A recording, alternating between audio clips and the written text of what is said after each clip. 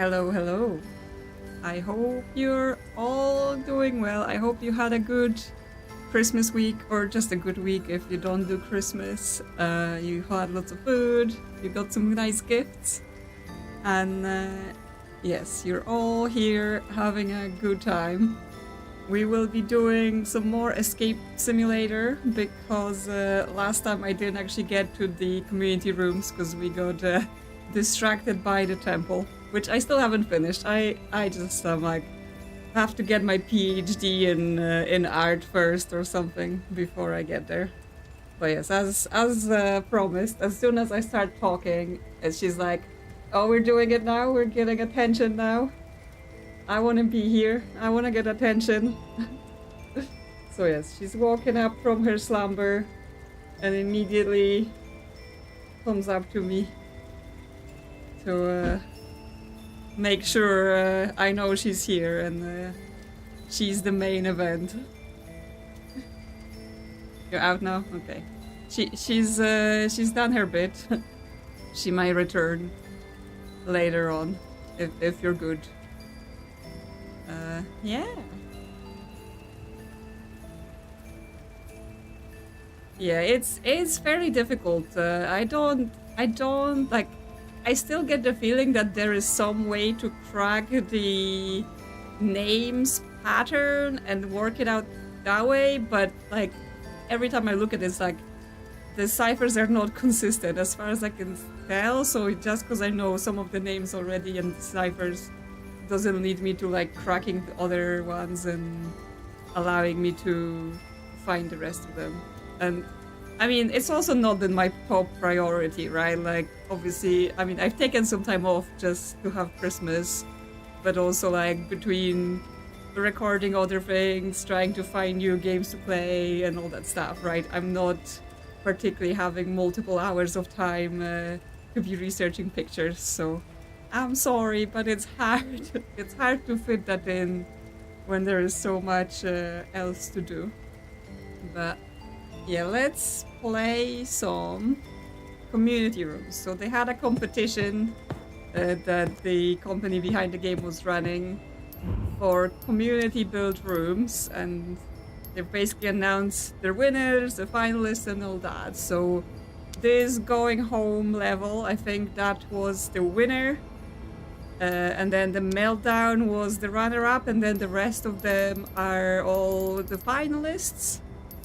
We're not gonna get through all of them today, right? Like, we may get 2 or 3 done, depending on how hard they are, because obviously some community levels might be completely off the scale as compared to the official levels.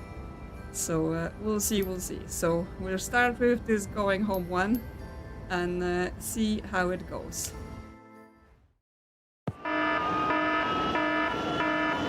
Oh, it's an emergency. We exploded. Well, that's a good start, right? Explosion. Executing.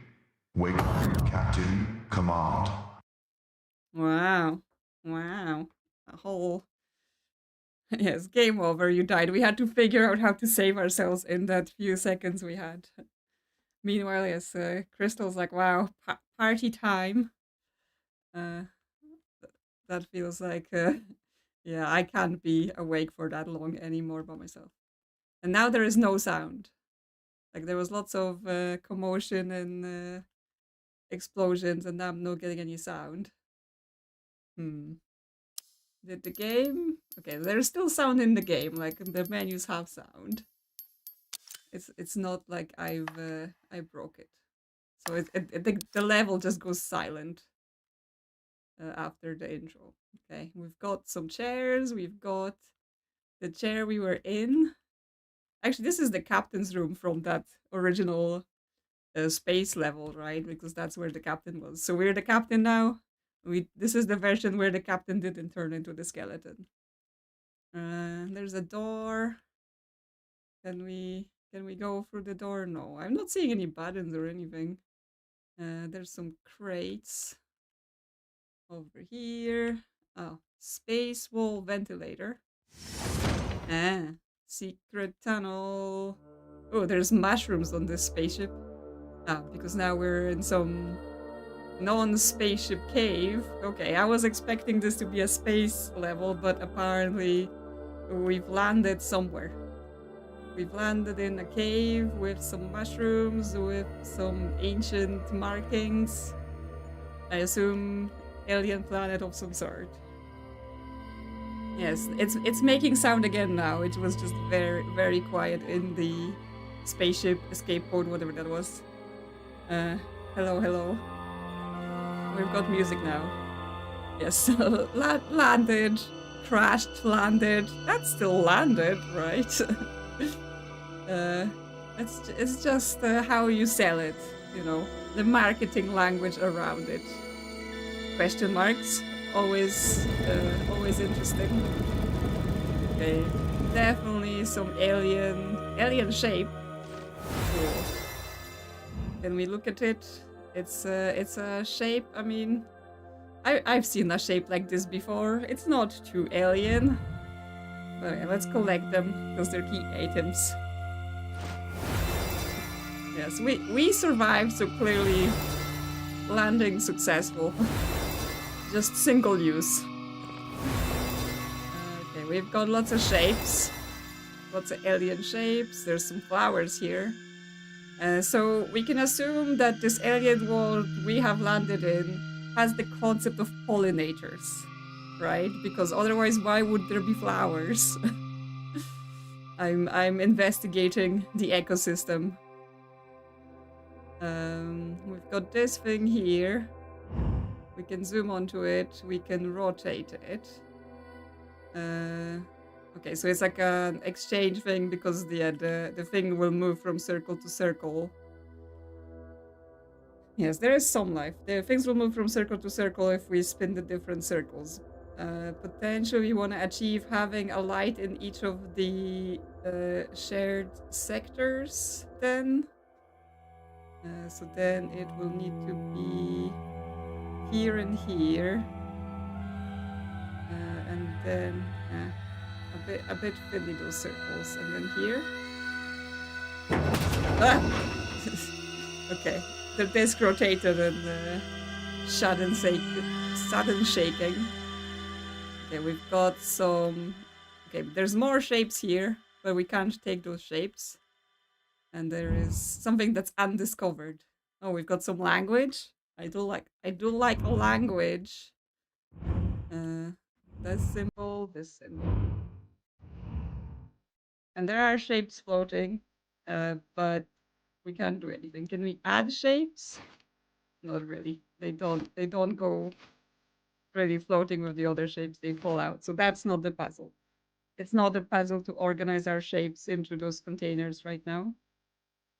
Okay, there was another room to the side, so we can take a look. And so is this beam anything?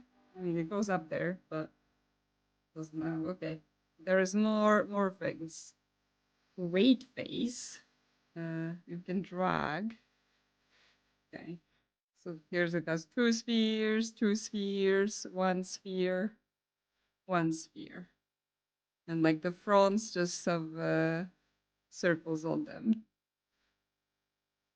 Okay, it has 3, 7, 1, 6.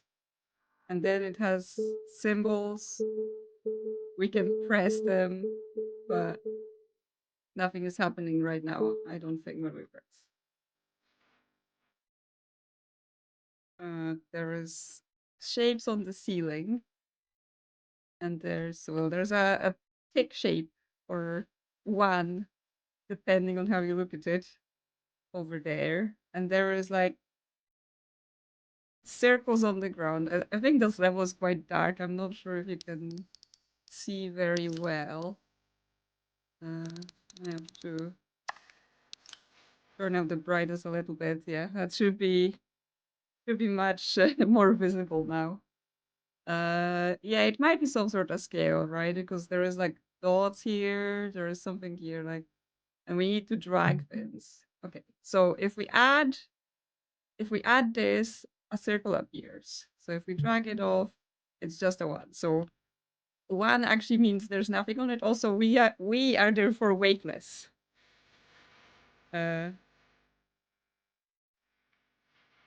No music, please. Okay.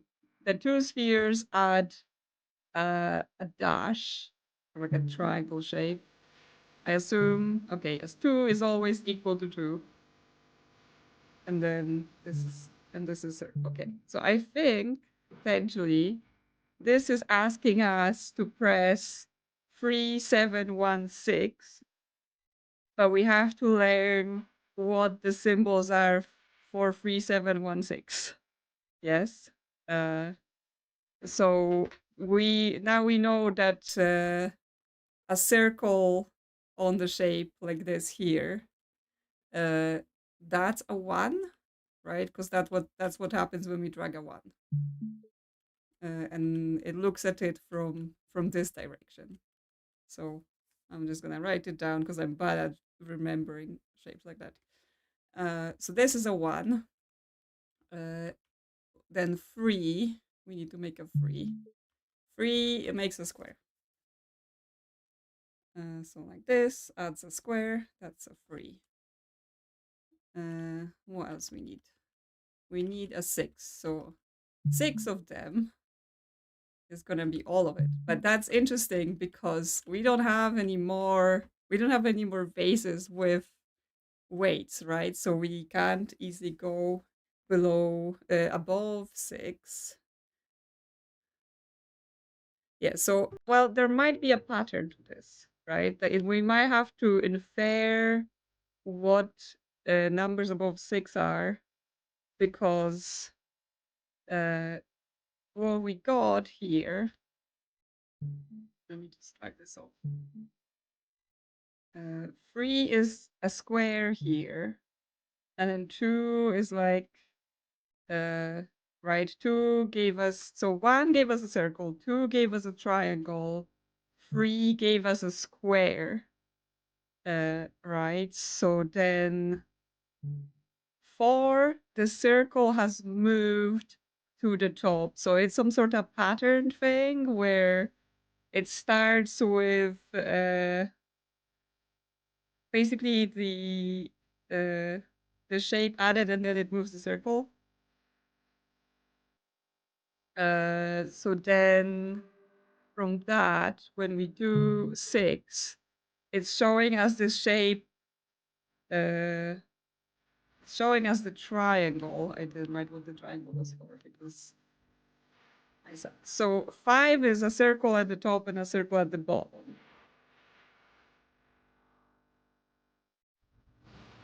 Which means it's like some version of 1 and then something.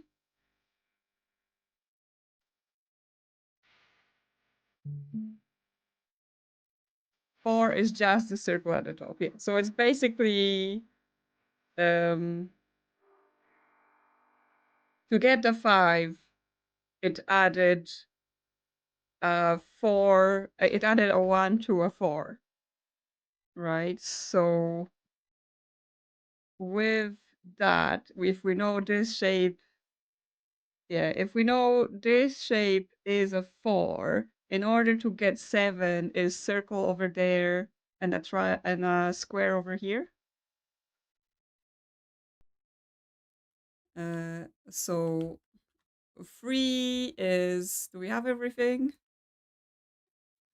Because if we say 7 is this, and we have 6. Okay, so 3 is square at the bottom but no circle. Then 7 is circle at the top and a square. Then 1 is just this with a circle.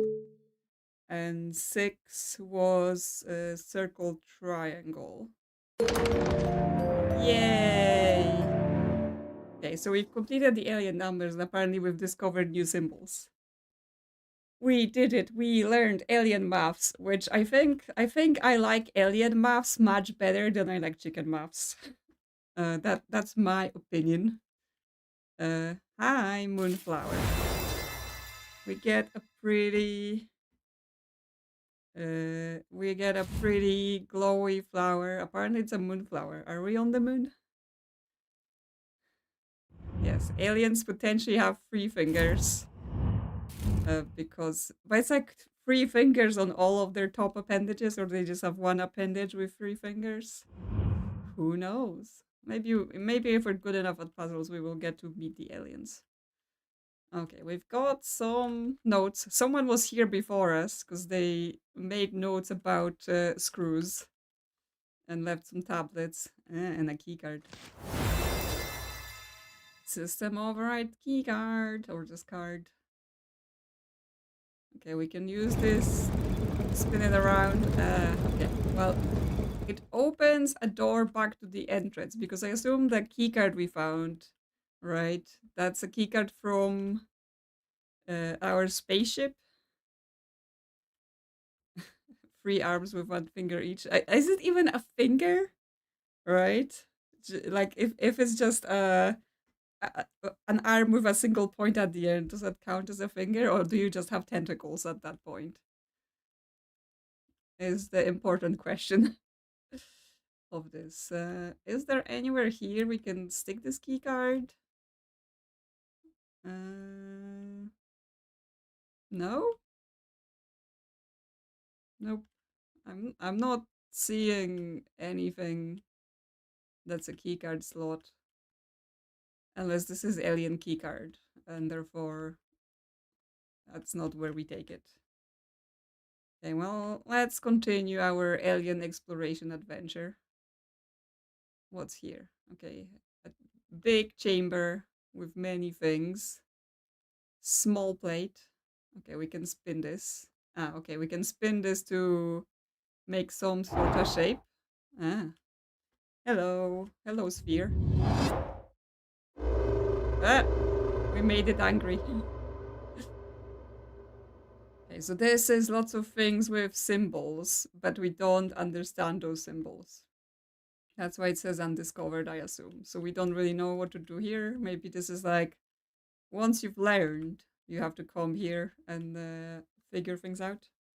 Yeah, some of them are the same as that other room we've opened, but we didn't translate, right? We didn't learn what those symbols are. So far, we've only learned numbers, so we may have to go back and learn more. Always learn more. Because yeah, we've learned numbers. Then here, we have those. Yeah, those are the symbols that we saw in the other thing. So we might be able, like, is there anything we can do here? Because it just says undiscovered, and we can zoom in, right? But nothing like, what do we do? Can we drag something here? No, none of the stuff we have seems to like interact with it, right? So we can look at them. It might be something to do with like, there's a sphere here and this shape, but then there are 3 symbols, right? There's half a sphere here with those 2 symbols. There's this shape here again. So here, this symbol and this symbol, they repeat between, so this vase shows this symbol and this symbol, right? And then this one shows the same 2 symbols, but this one has like a third thing inserted between them. And they do. So that's the thing, because that was the first thing I tried to do when I came here, right? I tried to put my shapes in them, right? But it doesn't seem like, it doesn't like capture them. They just end up kind of falling off or maybe resting on the other shape, but this doesn't seem like it's really slotting them in. It just happens to drop on there, so it doesn't seem like that's what we're doing here. But I mean, I don't know. Maybe let's see if there's anything here. I'm getting stuck on geometry. Okay, because there's those symbols again. Here. And there's like, can I put the shapes in here? Ah, not the key card. Ah, I dropped the key card. Oops. Oh no, did I break this? Because normally in the game, if you drop something where you're not supposed to, like, it returns it to you. Pick it up, pick it up. Okay, I've saved it. Okay, yeah, so here the shapes fit. Like, it's specifically showing us place this, right? So this might be where we're trying to we're trying to use this knowledge.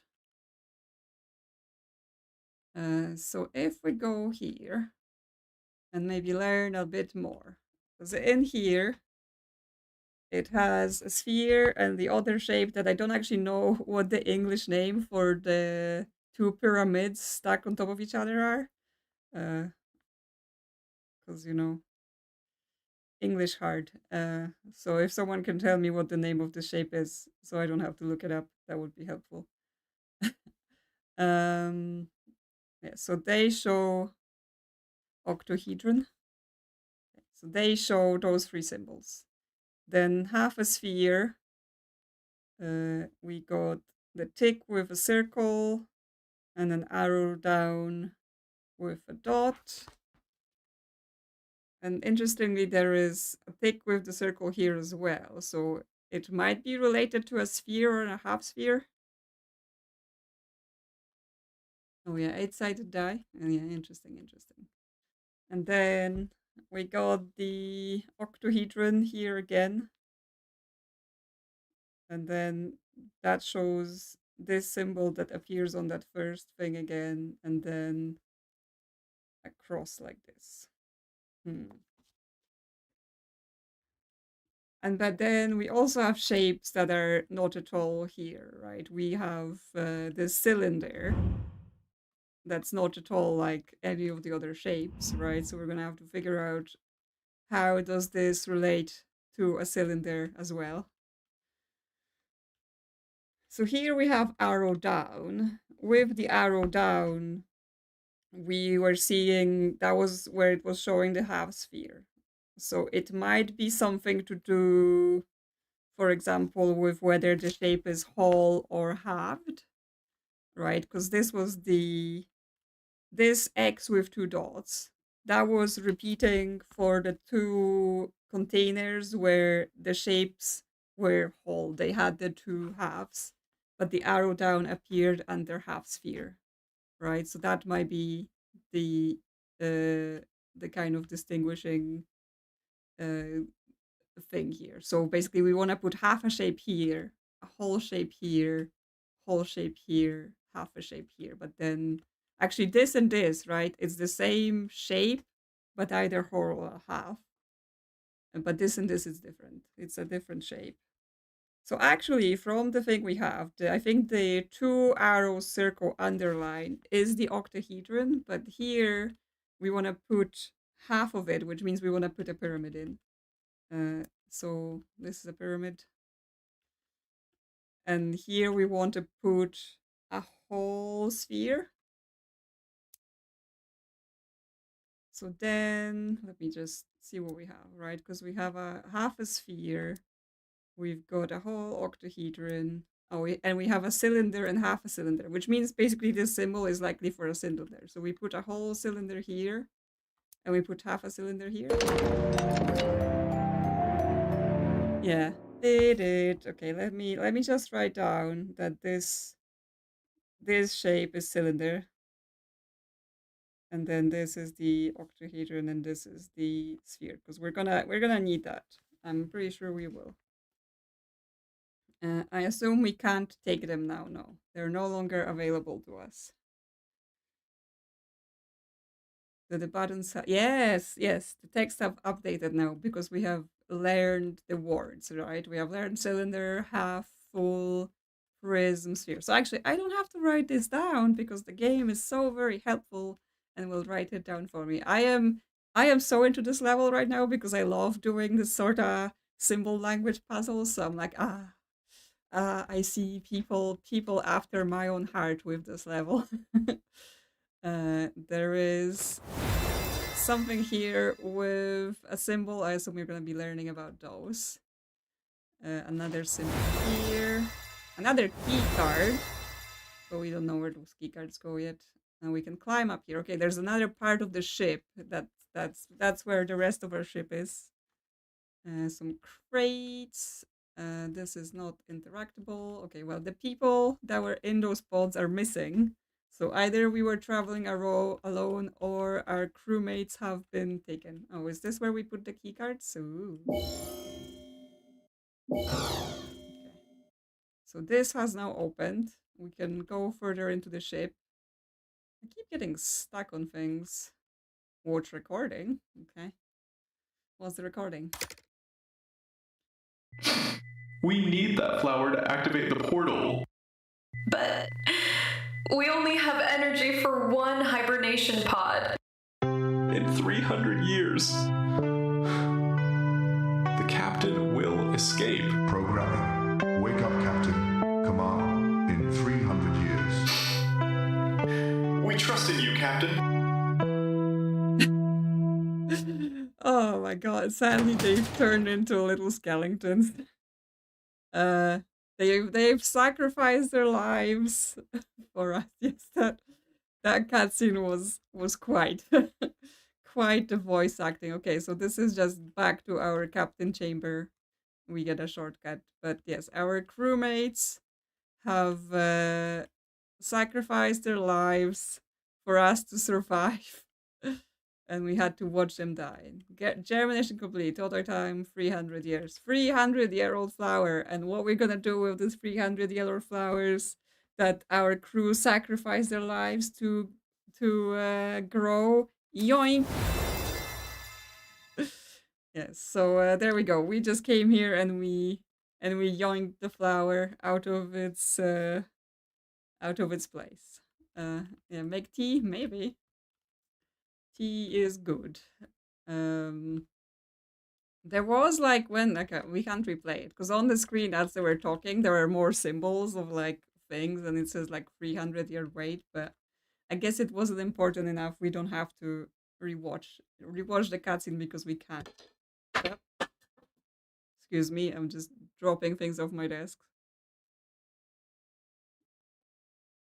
It's fine. We'll pick it up later. It was just my coaster for my cup. Nothing important. Okay, we get more circles with symbols. So what's this? This is like a gem, a crystal of some sort, and it shows us a symbol and another symbol that's obstructed. This is flower and people. Well, people, aliens of some sort, and there is lots of symbols. Okay, we get another pickup symbol here. This could be something like, you know, a flower is on the left of two aliens. Well, if we woke up at the wrong time, then it would just be no flower for us. Just die alone. Okay, so there's a moon above this arch, and more symbols on the floor. No, don't drop it. Door to door salesman. Oh, even aliens cannot escape the horror of door to door salesman. Okay, do those symbols go? Yes. Okay, so we will be putting those symbols in here. We have to find the right symbols and the right arrangement. Leafy grass. Okay. We've just pushed it in. Can we push it in on those symbols? No, we can. Like, seriously, use your hands. Like, what are those vines made out of that you can't just rip them off? You were able to rip off the other stuff. And I'm like, why did I push it? What's the meaning of that?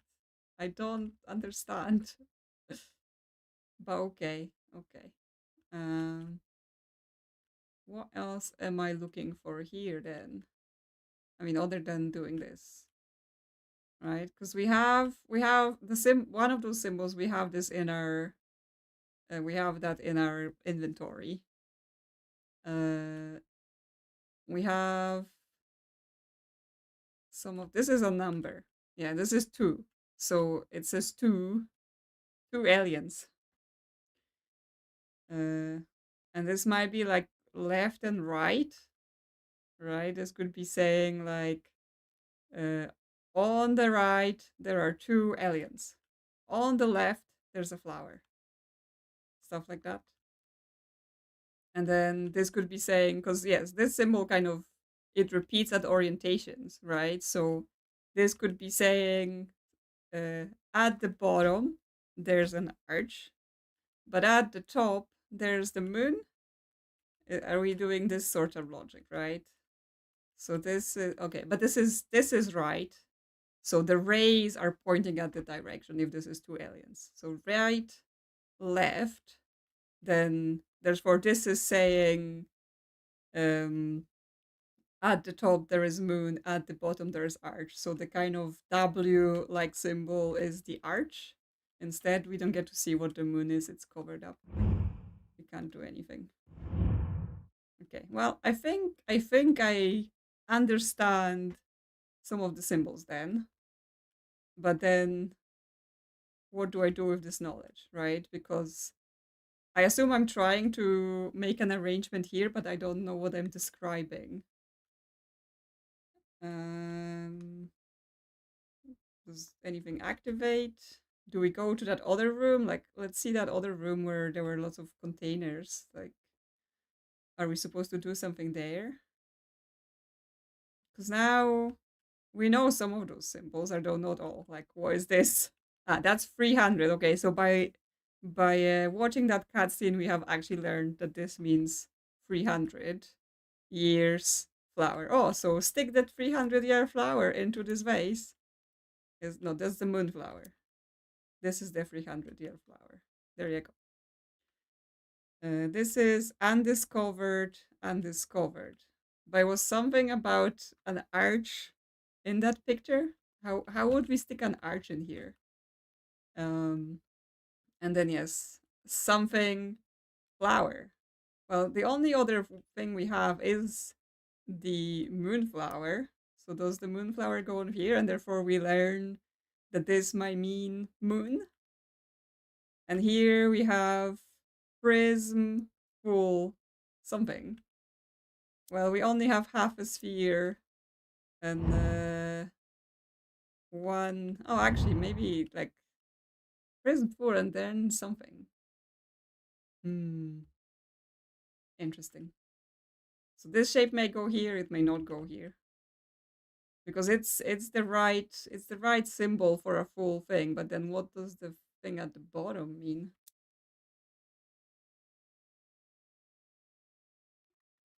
And it says place, but it doesn't actually place. So that's not where it goes.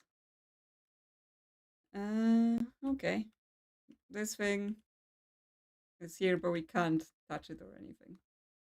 Well, we've done something, right? We've stuck the flowers in the things. But what now? What's next, game? Again, it's very silent in here. The music stopped playing.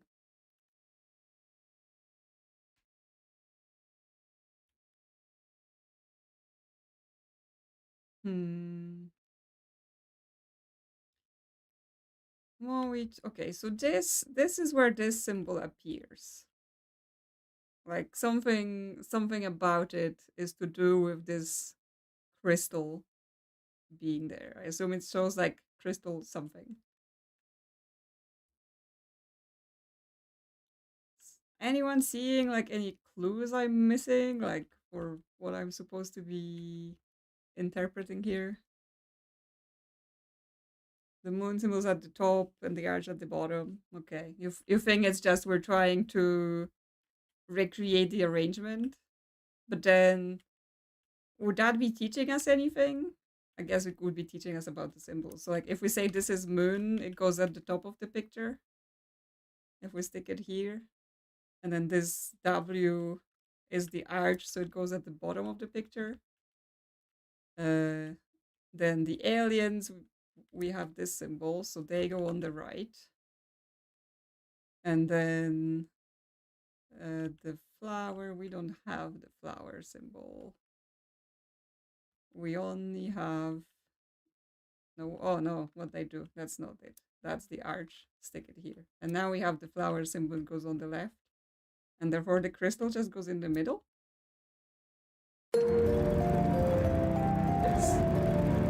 Crystal, you were right about it. I was trying to be like, oh, are they just teaching me the symbols here? And then there's another picture I have to interpret based on that. But I guess what it was make a picture that's composed of all of those properties.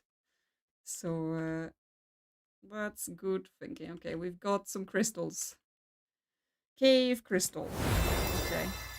Just the one. I assume we need it for the other room then. Right, because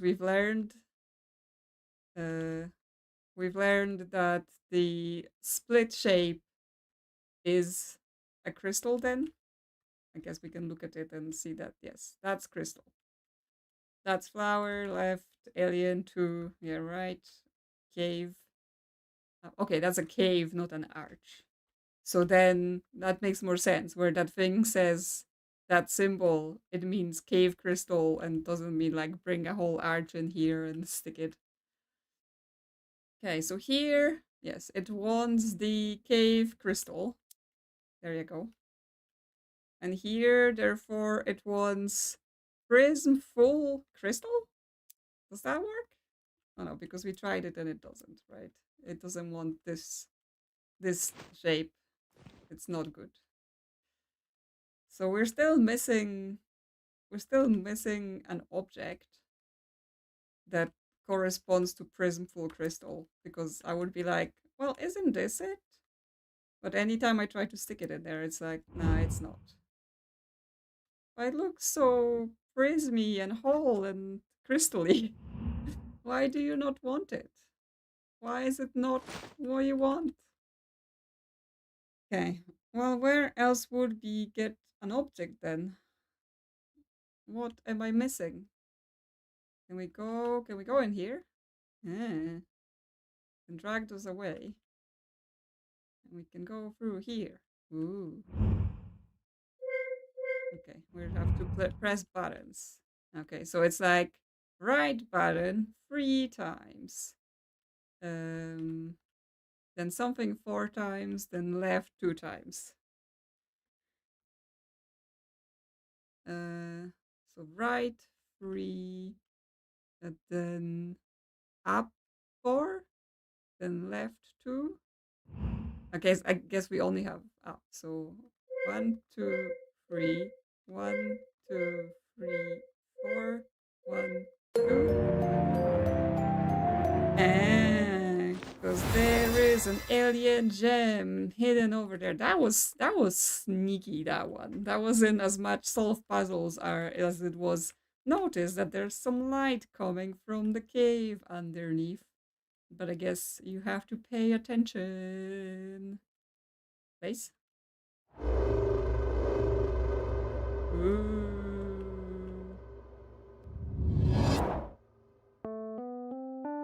Things are happening. It's dark in here. Dramatic music. We're going into the alien portal.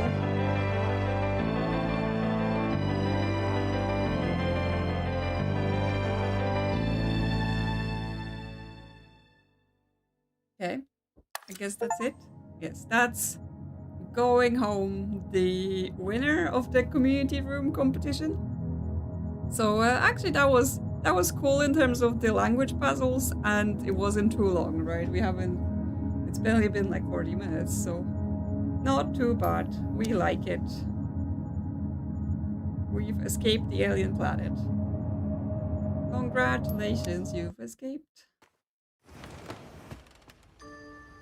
Yeah, it's a shorter, like it's definitely a lot shorter than some of the other stuff we've done, but you know, I've enjoyed the type of puzzles, doing the deciphering, and I guess if they just used those puzzles and they dragged it out much longer, it could have gotten like, oh yeah, it's all the same. So you know, short doesn't always mean bad. So I think the runner-up is this meltdown one. So we're gonna see what's that about.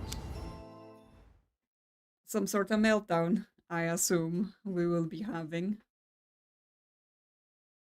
Okay, apparently lots of custom models that we've got to load.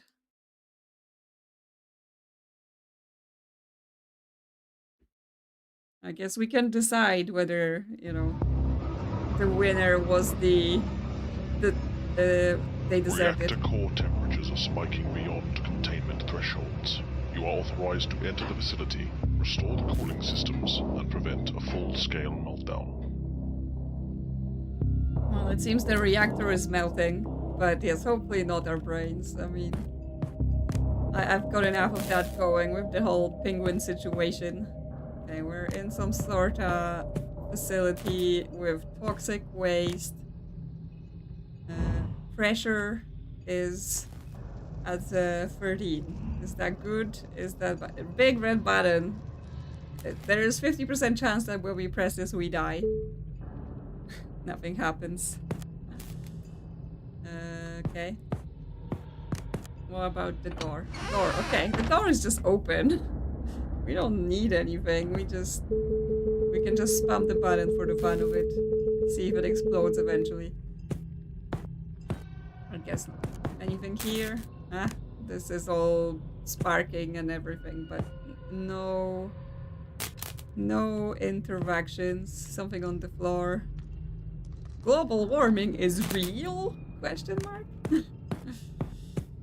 Well, oh, it's a ducky.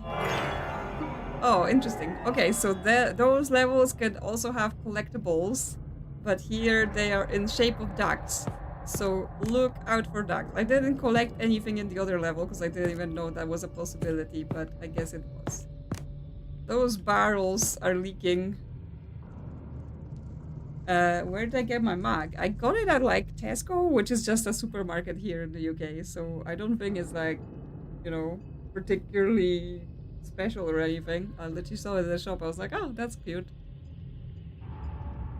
Like the handle enamel, whatever, has already worn off quite a bit because I've had it for a long time.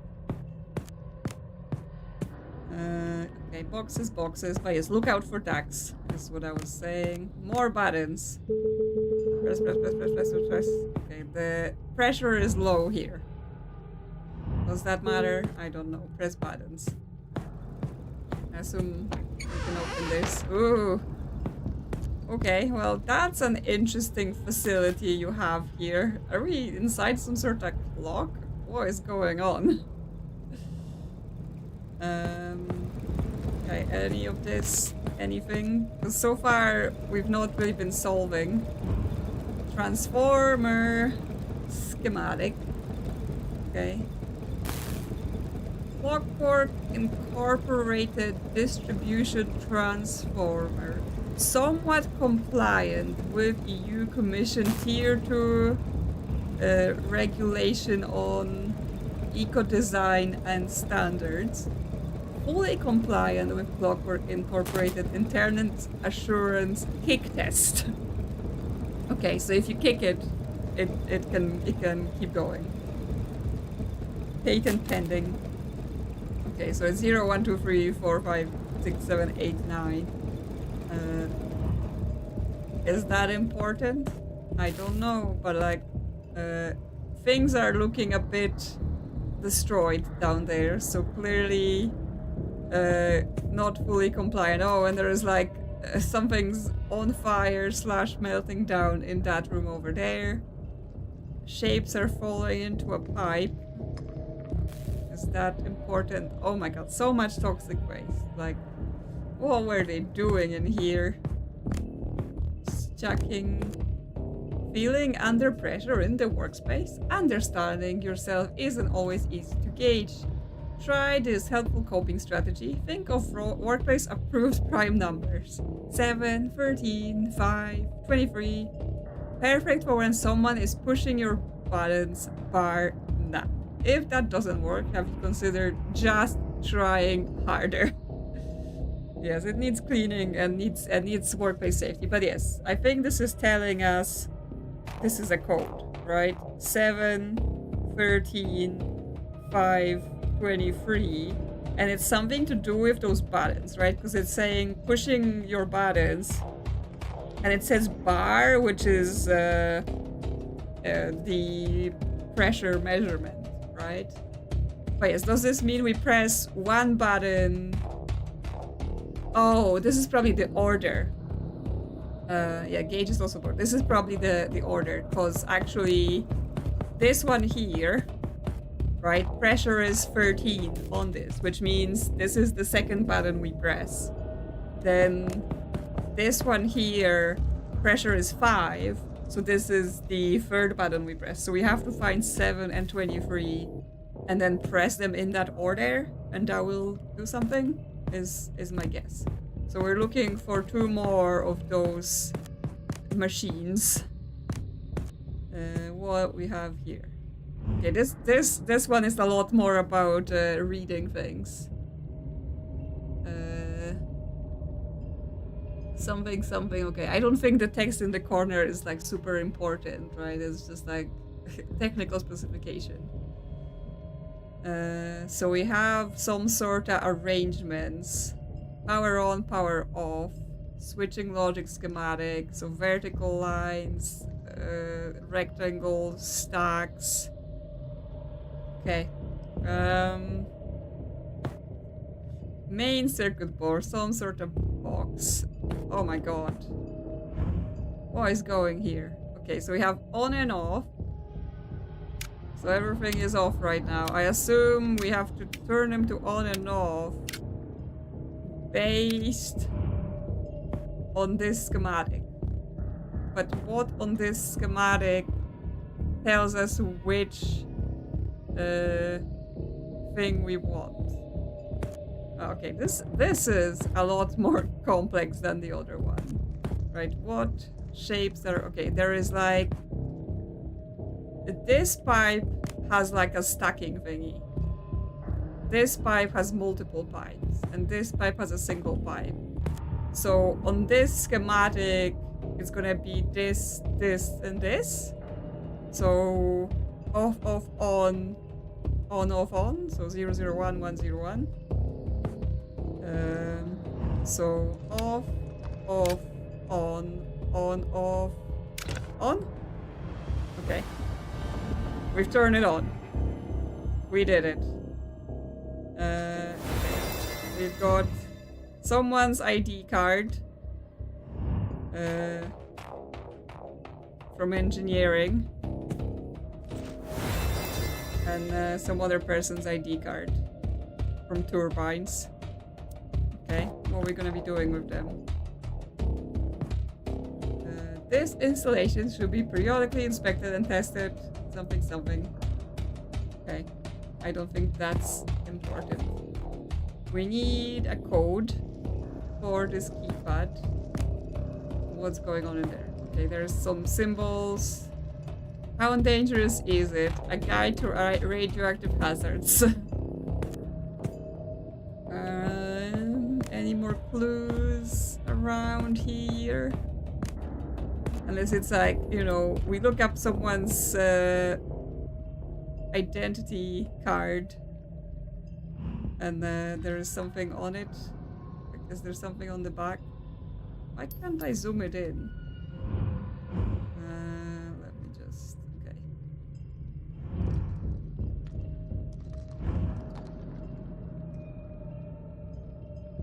Oh my god. Please.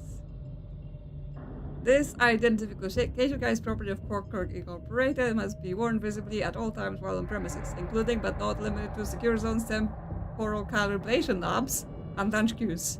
Unauthorized duplication, modification, or use of this card might result in disciplinary action, temporal dislocation, or mild embarrassment during security audits. Card holders are responsible for ensuring the integrity of embedded clearance data and biometric encoding. If your card begins to hum audibly or glow faintly, please report to facilities with calm expression and backup pair of socks. Yes, it's very, yes, that kind of portal facility feeling. This card does not grant access to restricted archives, rooftop pigeon observatories, or the executive espresso lounge, unless explicitly stated in your clearance profile. Do not attempt to microwave, laminate, or use this card as a bookmark in classified documents. In case of loss, damage, or accidental ingestion, contact human resources immediately. Misuse of this card for time travel or vending machine manipulation is subject to immediate dismissal via trebuchet. Trebuchet? really? Also, this guy is called Morgan. It's like your expiry date on the card, the code, like you know, 1997 or something. No. Yes, they have time travel and they still choose a trebuchet. Maybe it's just fun. Maybe it's fun to fire people out of a trebuchet. Oh yes, what is the meaning of this? His expiry date is 1998. But that feels like a silly thing to be a code. Like, there's no feedback out of this machine. Okay. Well, we got those cards from here, so it does feel like that's like a next thing we want to do, but I'm just like, I'm not quite sure. Oh, there's a duck. At least we get a duck out of this. I'm not yet quite sure how this goes. I mean, we can press the two buttons. No, we can't press the two buttons in order because we don't have 7.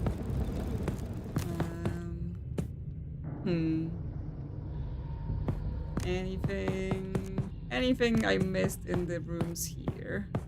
Some toxic spillage on the floor. Giant elevator shaft.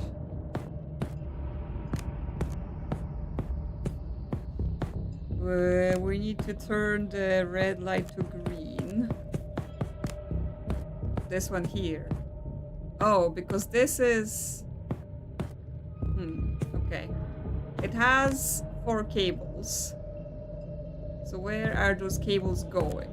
Right? Where are they going? Along this thing. And they're going into this thing. And it was like a schematic for a thing. Right? It had the transformer schematic. Oh, maybe that's the code. Maybe if we figure out which thing each of this thing is going to, that's the code, but like we just have to trace the cables. So let's like this is the first cable. It goes here. Then it hangs down, hangs here. It's going here, it's going here, and it's going into this piece here, which means it's going into number 8. So the first digit of the code is 8. Okay, we're gonna have to do this up and down for a little bit. Okay, so this cable goes to the floor. We go like this around here, around the edge. It's hanging under, hanging under, hanging under. Goes up through here and it goes to 0. Right, because that's the very big. So it's 8, 0. We're getting somewhere. We're getting somewhere. So the third one goes up top again, hanging over there, going through here, through the top, and it goes to this one. So it's 0, 1, 2, 3. I assume yes. So 8, 0, 3. And then the last one again is the second one going on the floor. So this one is on top of the grate. And it goes to 1. So 8, 0, 3, 1 is what I'm getting from it. Let's see. 8, 0, 3, 1. Yay! Yes, they need to like proper clean up and arrange this place and do things with that because it's a mess here.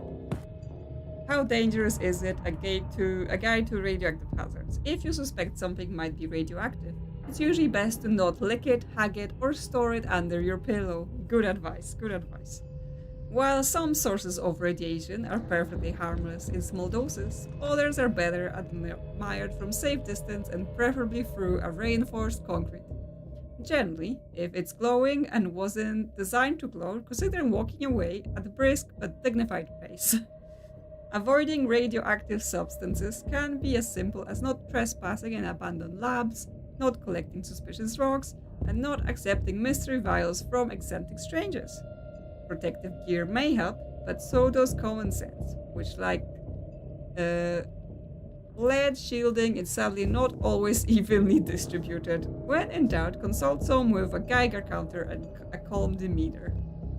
Okay, so this is... I assume we have to put the stuff here in those 1, 2, 3, 4. Now, this is objects we've seen, right? We've seen cardboard boxes, we've seen barrels, we've seen oil drums, and we've seen a pipe. And I'm pretty sure they were things where there were like spills near, right? Like there's a spill next to boxes. There's spill next to barrels. A spill next to a pipe. And spill next to those barrels. So is it like counting things? Because like there is a single pipe, right? So it's like, it's the pipe number 1. But then there's lots of barrels, right? 1, 2, 3, 4, 5, 6 radioactive barrels. Then those wooden barrels, there's 3 of them.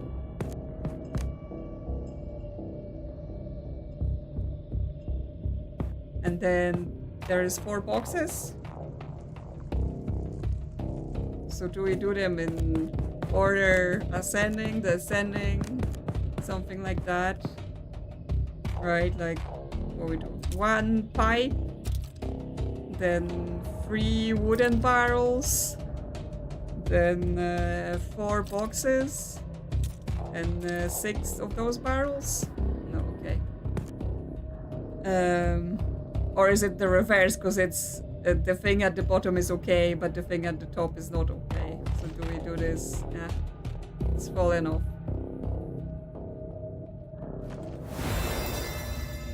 So the oil drum, there were 6 of them, so they were the most of them. Then the boxes were the second largest number, then the wooden barrels, and then the pipe. No, that hasn't done anything, so we might be missing a clue of some sort. Or are there numbers on them I didn't see? Oh, there's a duck. Quack, quack. I think the ducks are so much better than the other puzzles. Okay, this is something to do with those pendulum ends. Do we have to like align them or something? What's this? Engineering Management Manual. The table of contents, core facility power requirements, isotope list, catering menu, reactor operating procedure, reactor near misses, emergency callout, core facility power requirements. Gear pendulums, timekeeping device, pendulum console. Okay, someone put coffee on this thing, so we can't actually read all the numbers. Lighting, conveyor belts, water pumps, conveyor console, reactor. Okay, the reactor needs a lot of power. Okay. There is a bunch of things. I think that this is the only things we can adjust. Timing dial, right? So are we trying to make the pendulums go at a different pace so that they aligned? So this makes the thing there. What else is here? There is some sort of conveyor belt terminal box. Conveyor belt display. Okay. Do we have to press these buttons like in the order the boxes are going in? So it's like the filled box, then the empty box, then the part box, and then this. Oh, apparently yes. Apparently that completed the conveyor belt puzzle because I just pressed them in order. Cool. Well, that's something. Yes, work ethics, just everything. This place is a mess. Okay, another ID card for someone. Oh, we got a gate. Oh, that's how we're gonna organize those things, right? If we go around those spills, we can see what's the most dangerous. Okay, so the boxes are at 20. Thereabouts. The barrels are at 12.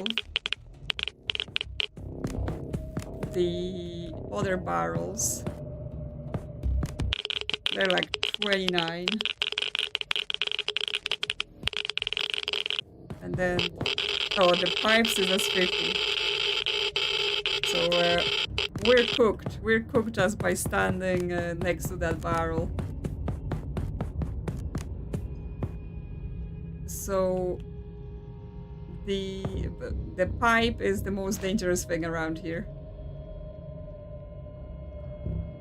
So the pipe is the top danger. That was 50. Then the toxic waste barrels, 29, so they're the second. Then the boxes, they were at 20, and finally the wooden barrels. Yeah, there we go. We've completed the radioactive danger board. Okay, so now we have 2 green lights here, right? So I assume we have to complete enough puzzles to do this. Pull the lever? No, okay. It says no because I haven't done enough things. What we have here? And we have things being carried on conveyor belt. Unique identifier 77. Press tab to continue. Page 1 of 255. And we can't press tab to continue. That's not actually a thing. They're lying to us. We can only see what's here. Unique identifier 77. Is that one of the people? I mean, they don't even have identifier on those cards. Right? There isn't a number. And you can't even see that because it's behind me. But yes, we have their surname, first name, nationality, department, and expiry date. And in the back is just a silly text about the things. So, although there is their name, that looks positively Icelandic or something, so I'm not even gonna try to read it. So, Edda from logistics terminated. Okay, they've been terminated for whatever they've done in here. So yes, it's none of those people anyway. Okay. Ah, there's a card here. Oh, okay. So that's their card. But that means we can put other people's cards in here. And see some other things. Because like we had their name and their department. The designator is interesting because it's some shapes. And then unique identify 04. Okay, so we're gonna need this. We're gonna need this information for something. I don't know what, but I'm writing it down. So Luca Moretti. His pattern is the sort of dashes up 5 of them, and then his identifier is 04. Then, I mean, have you seen this facility? I'm surprised anyone survives here, you know, any sort of amount of time. Then we have, okay, so Edda's pattern is stars. 10 stars.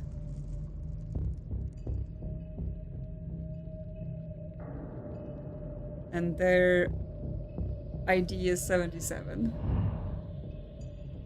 Then Isabel. Yes, they know how long, you know, survival rates are here, so they just go like, yeah, seconds is good enough. No one's ever going to live long enough to get around here longer than that. Okay, so their designator is ooh, and their number is 34. Yeah, I assume we don't need to know the length of their service, but yes, that's a funny little bit to know about the fact that everyone just, you know, it doesn't survive for very long in here. So Reese here, his pattern is 8 dashes, and his number is 37. Okay. So somehow that adds up to a code, but it somehow also relates to crates. I saw some crates like going up above our head, so... Okay, they all died at the same time. Oh, because it's like, oh, we get more of those. Okay. So here we get a 7, and here we get the 23. So, okay. So we have to press... Got distracted. We were doing the employees, but now I see this thing. So we have to press 7. Then we have to press the one that shows 13, which is this one. Then we have to press the one that shows 5, which is this one. And then we have to press the one that says 23. I mean, there's only one remaining anyway. And that solves the pressure puzzle. There's also stuff going on here. Okay, currently everything is showing 0. And this is just going from one value to another, and then the top dials are missing. And we can rotate those dials to different values to set something, right? And we had the chart that said different things have different values, which I assume is what we need to set. Let's see. We pin it here. Now it's kind of in the way, but okay. So this is the timekeeping device. It needs to be at... Why does it do this? Like, I just want to be pressing, I don't want to be zooming in. Ah, overflown it. You can only go one direction, I think, so we can't go the other way. Okay, so it wants to be at 500, 00. Yeah. Then the conveyor belts we don't know because of the coffee stain. We can't get this number now. The pendulum console also don't know yet. The water pumps is 3,500.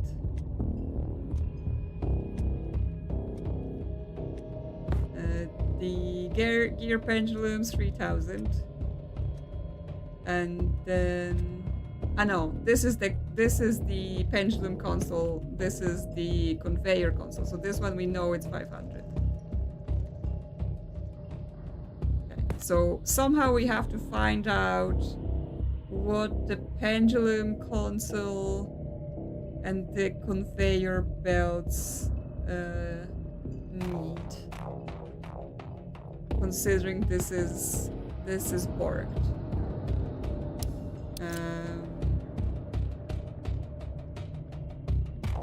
Funeral director, yes. They the winners of this situation.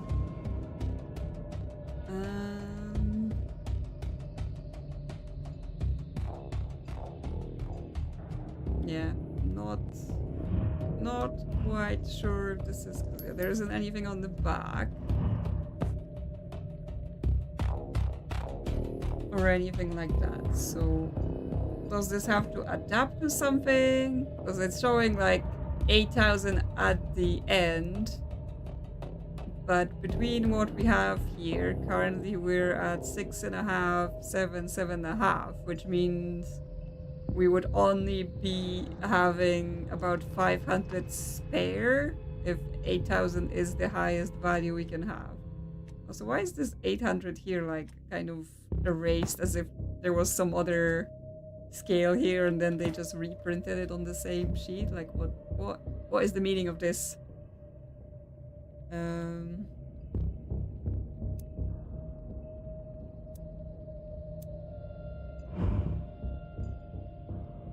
Well, we know at least that the pendulum console, it ends with a 0, but I mean all of them kind of do, right? They're all mostly whole numbers. Is there anything on the conveyor belt console that kind of indicates the power requirements on this thing? Not really. just says, yeah, you did it, good job. Well, we can go look at what I was looking at, which is the employee things. Like when I looked up here, right, there are conveyor belt boxes, and they have different colors and different patterns. So this might be to do something with those employee details, right? Because there is dashes, then there is a zigzag pattern, then there is dots, and then there is stars.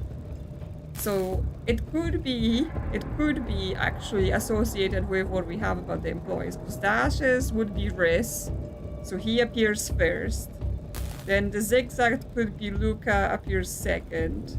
Dots could be Isabel, appears third, and stars is Edda, appears fourth. So that could be something. And then what? We use their ID numbers to make a code. So like it would be 3704 3477. If we just basically put their ID numbers in the order as displayed by those conveyor crates. I'm not sure. This one, it doesn't give you a lot of instructions.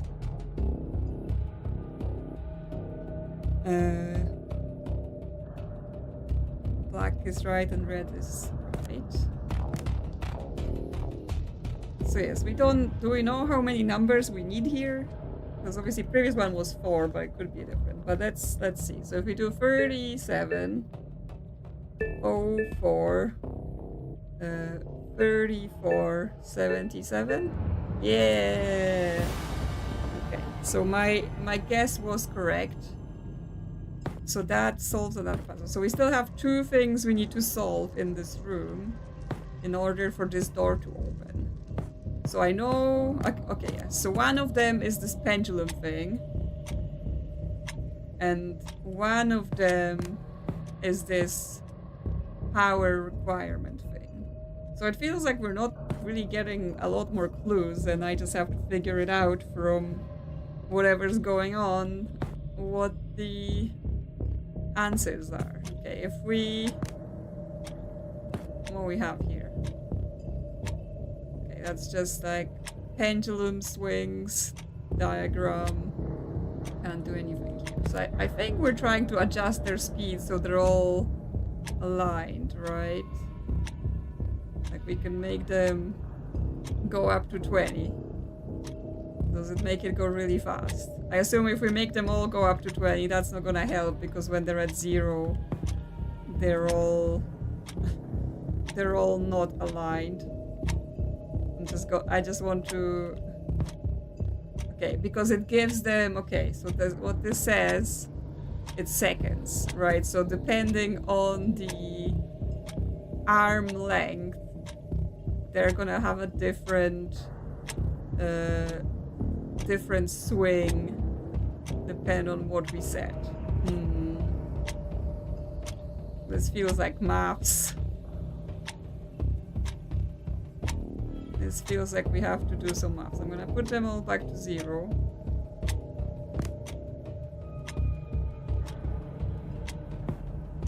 So what's going on here? Let me just go look at it from outside. Because I'm like, which one is the shortest? I think this back one, the gear one, is the shortest. It might be just about the same length. I think this one's slightly longer. And this one's the third longer. And then this one's the longest one. Right, so the longer they are, the faster they will have to be going in order to match the shorter ones. Right, because that feels about right. Obviously we get this clock here, I assume, to help us measure the swing time.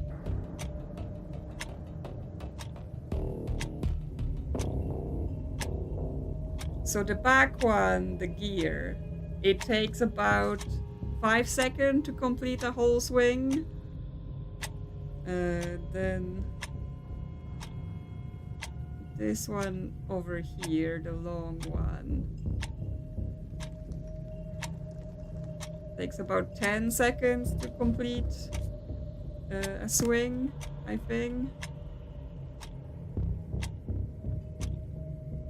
So we have this one is 5, this one is 10, then this one is the third one on the machine.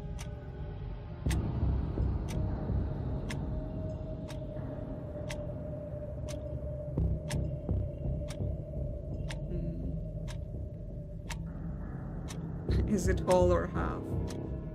Yeah, that's a question.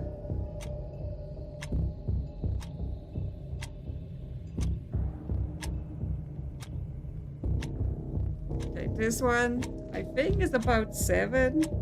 Like it's kind of like, is it done yet? Is it not? And this last one.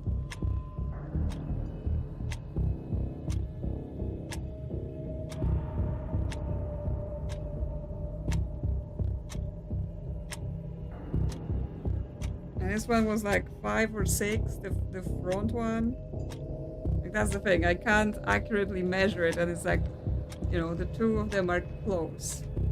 And so what we want to do we want to slow down the faster ones? Like if we add 5 seconds to this one, it's not even half, like, okay, because this goes up by 2, so we can't even do 5 seconds.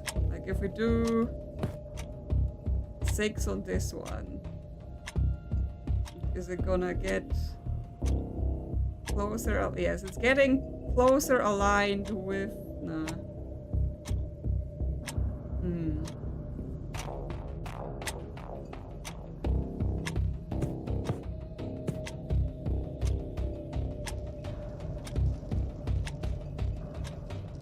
Has it slowed down? Has it sped up?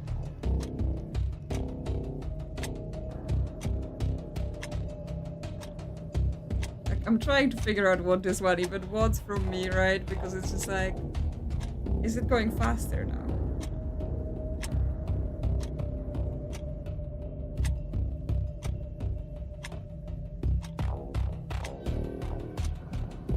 If I crank it all the way up to 20.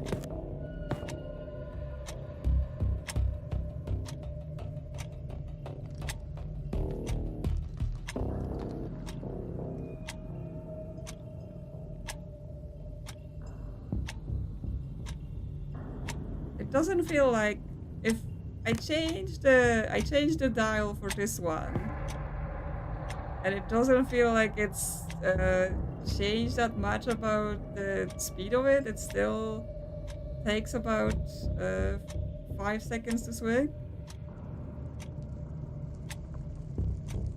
So I'm not exactly sure what they want from us with adjusting those things. Am I missing an instruction? And this also goes like 30 seconds and then it resets. Right? Like, what does it want us to do? Is it telling us we have to align it based on this clock? Or something like that? Like, I'm not quite comprehending the instructions. I mean, the lack of instructions, to be honest. Yeah, I mean, I have them all turned down to 0 now, right? Like, if I change them to 20, right? They don't change. So is it like, if this is measuring to 30 seconds, then what? Am I trying to say how many seconds you need to add in order for it to take 30 seconds? Because that's where the thing resets. But then if one of them takes 5 seconds and the dial only go to 20, right? We can't set it to 25 because that's not going to adapt.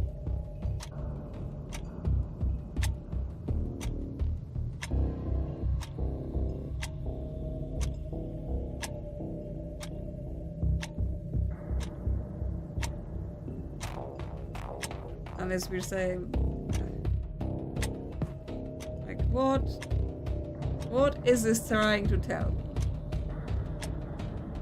Pendulum, fine, right? So it's trying to tell me we're measuring the swing back and forth because it has an arrow like this and an arrow like this, which means the one that takes 5 seconds actually takes 10 seconds if it's going back and forth.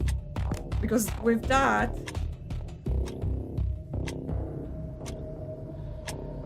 it would be possible to make it add up to 30, right? If we add 20 to the 10, then it adds up to 30. And so that one I said takes 10, the second one actually takes 20, so you only need to add 10 to that. But how accurate do we have to be with this? This one, let's because I had 7 on it, but let's try see how long does it take?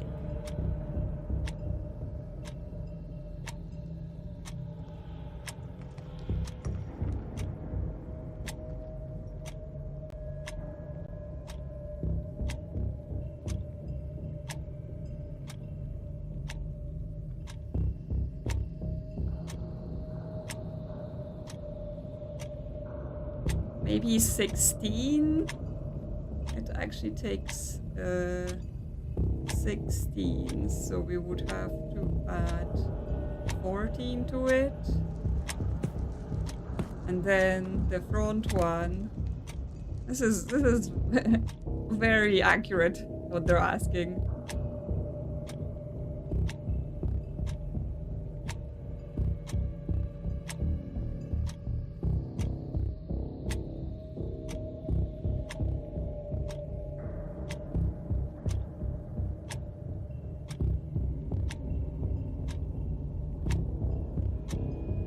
Feels like the front one, it takes 20, which means we would be only adding 10 to it. But that means this one is probably... It's 12? How did I count? Unless you're looking at this one. Because I was looking at this. What about this one then?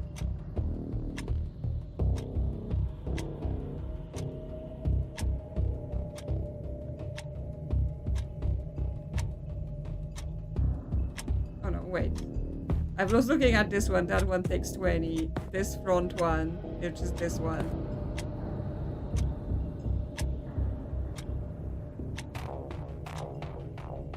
Yeah, okay. That one, yes, that one, it does 12 makes sense. So we add 18? No, nothing's happened. Nothing is happening. Is my maths bad? Is everything wrong? Is my counting bad?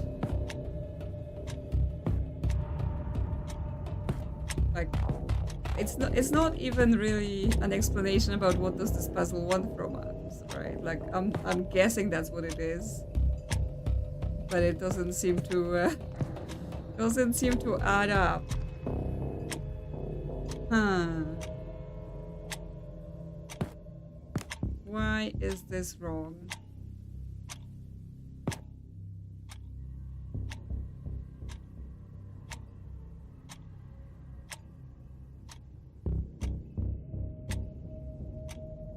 I'm just like silently counting, trying to figure out my numbers. But I don't know. Anything we can do about this then? Because like, this is the only clue we're getting as well for this puzzle, right? We're not... It doesn't seem like we're getting anything more. We have to work something out from those numbers in terms of what's going on with this puzzle. So... So we've set the time. The timekeeping device power. We haven't set the conveyors because it's erased.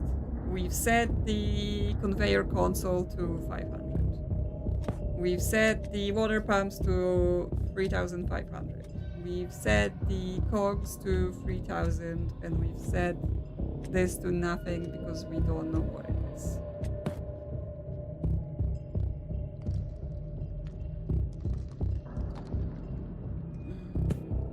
Current freight raise a point charges something. The arrow goes between 350 to 8,000, which, I mean, I guess we assume that 8,000 is the top level power. And so, I mean, I've already added it up, right? I've added up that this whole thing so far adds up to 7,500.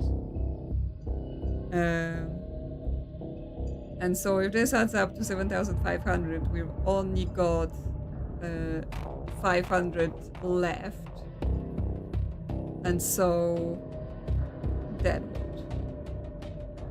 Do we distribute the 500 between them without like knowing exactly what it needs to be? Can we zoom this in even more, like read something into the stain? I mean, because we could just do 250 each, right? See if that gets us anywhere, but that seems like a bit of a silly puzzle. If they just want us to guess that we have to divide it equally between the two. No, that's not it. That's not what we're needing to do. Huh. What do you want from me, room? What is it? Magnetic boots required on the deck.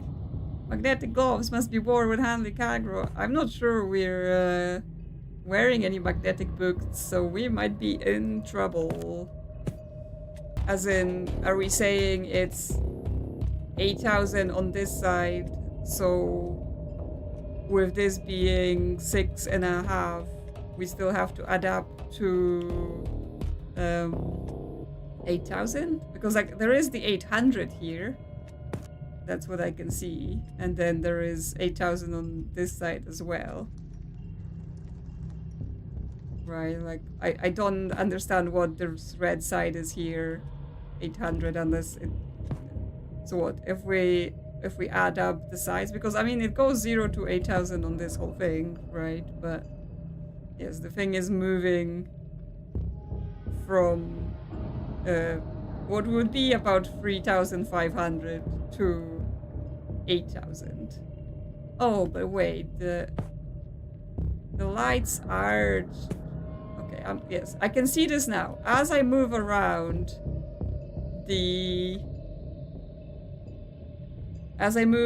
or not, it just goes, okay, I can see the lights now. I can see the two sides, the lights are changing, right? So now it's saying the right side, it points to 8,000, but the left side, it points to 3,000. Okay, I wasn't seeing the lines change. Okay, I see it now. I was just like not seeing at all this. Okay, so this still needs 500.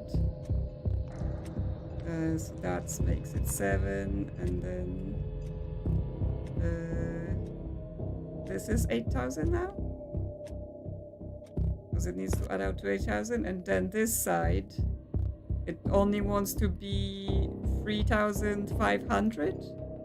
So between those we have 750. So then it's 850.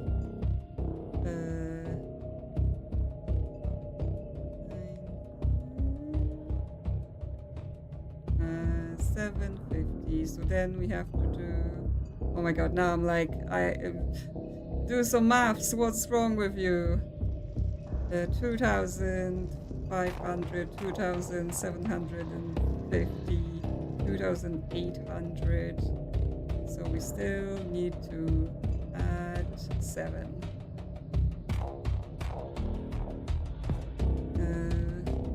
Yes? No?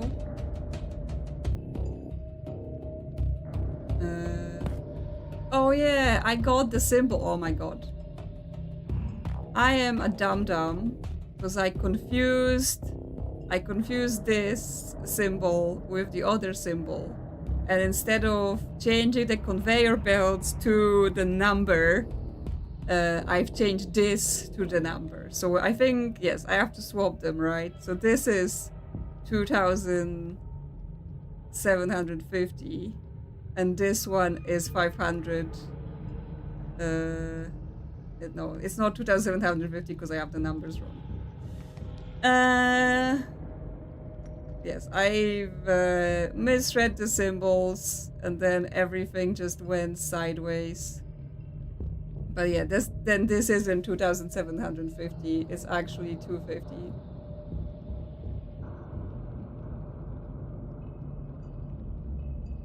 It's, yeah, there we go. Oh my god, that is so embarrassing. Yes. I can totally see what you were saying now, but yes, I got this symbol wrong because this was the number I was supposed to be adjusting. And yes, this was telling us the values for the sides. Yes, Crystal saves the day. And figures out why it went wrong. Okay, so now, yes, we still have the one light remaining, which is to do with this puzzle.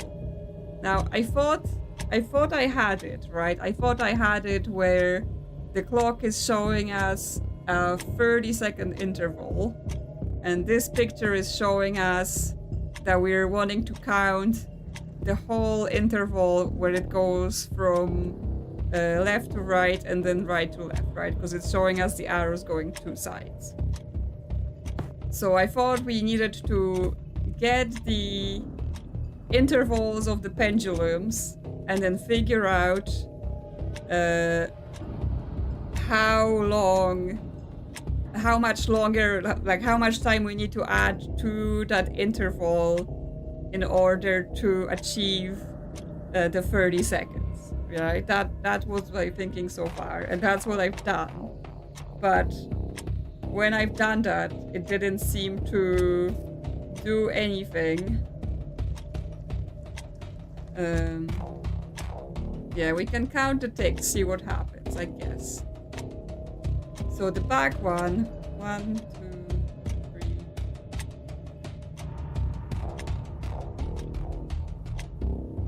I thought I did try that, but I think the thing I had with that was that this first one I counted it as 5, and you can't do 5, right? You have to do a 4 or a 6. So I was like, well, that's not going to work unless we're saying this one is a 6 and not a 5.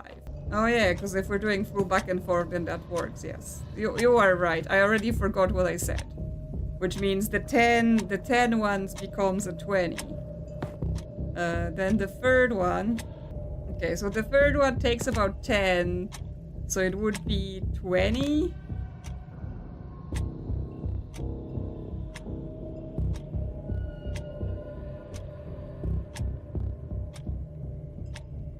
And that fourth one, I've counted 6, so it would be 12.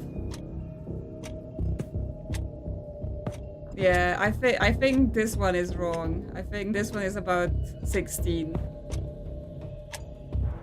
Okay. It's done. Yeah, I mean, of course I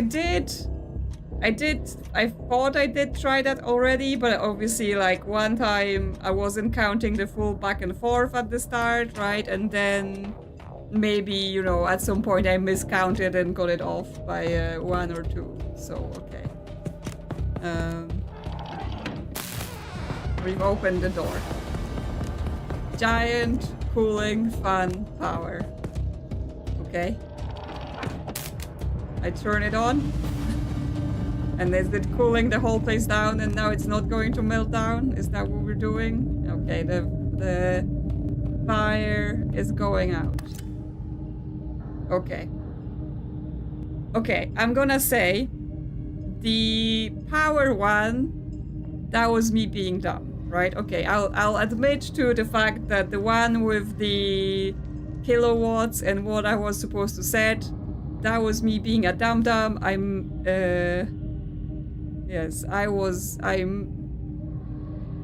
didn't first understand where I was supposed to get the values, and then I've messed up the symbols, and that's why I was confused. So I fully admit that one is on me, right? The pendulums, however, I did not like that puzzle.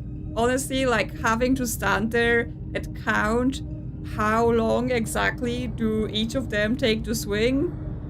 Not fun.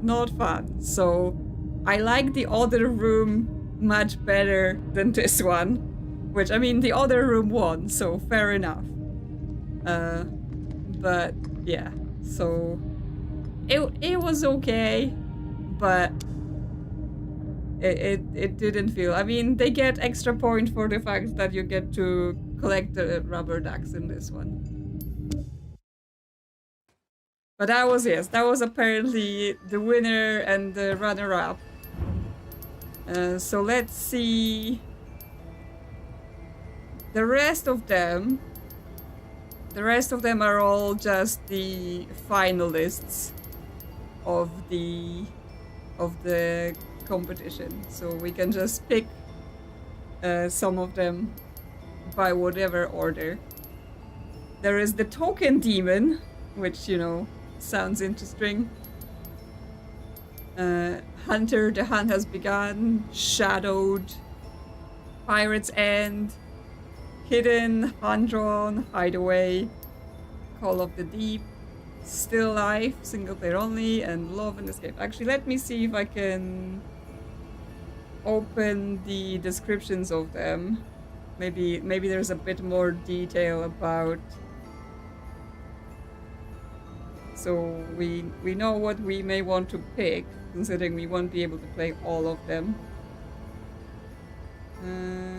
What do we have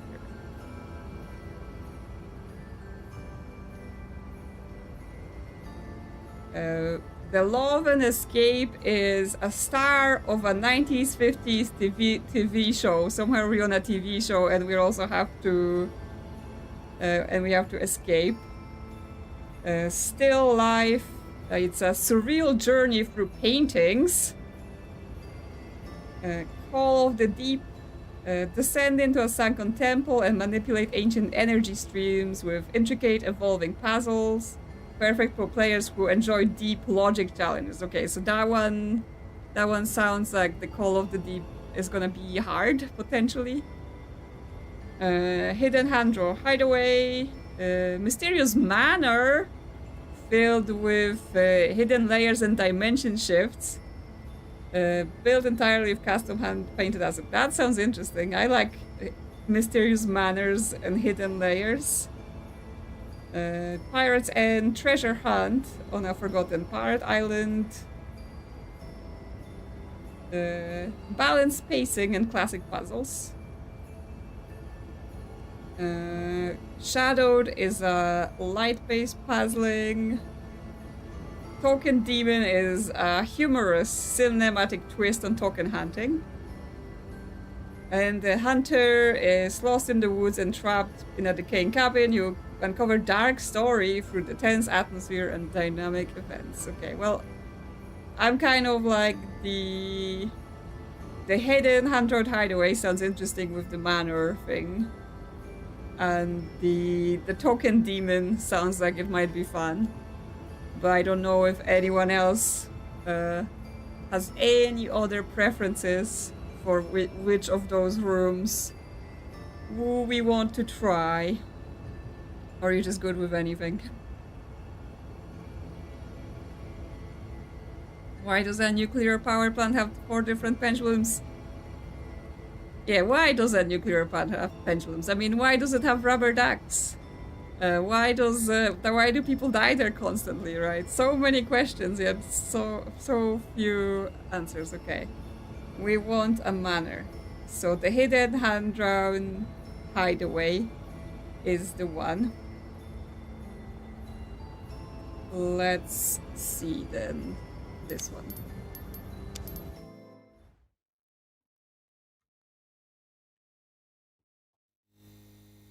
Okay. Well, starts well. There is a blueprint. We like We like blueprints in here. Hallway keeps changing length. Measurements don't add up. Hidden room. Okay, so there's a hidden room between rooms 3 and 4, which this is 3, this is 4. Somehow there is something hidden in there. Okay, but I assume we can like visit those rooms. Okay, this is locked. No going in room 2. It's a picture of a key, low quality painting. Hey, don't sell yourself short.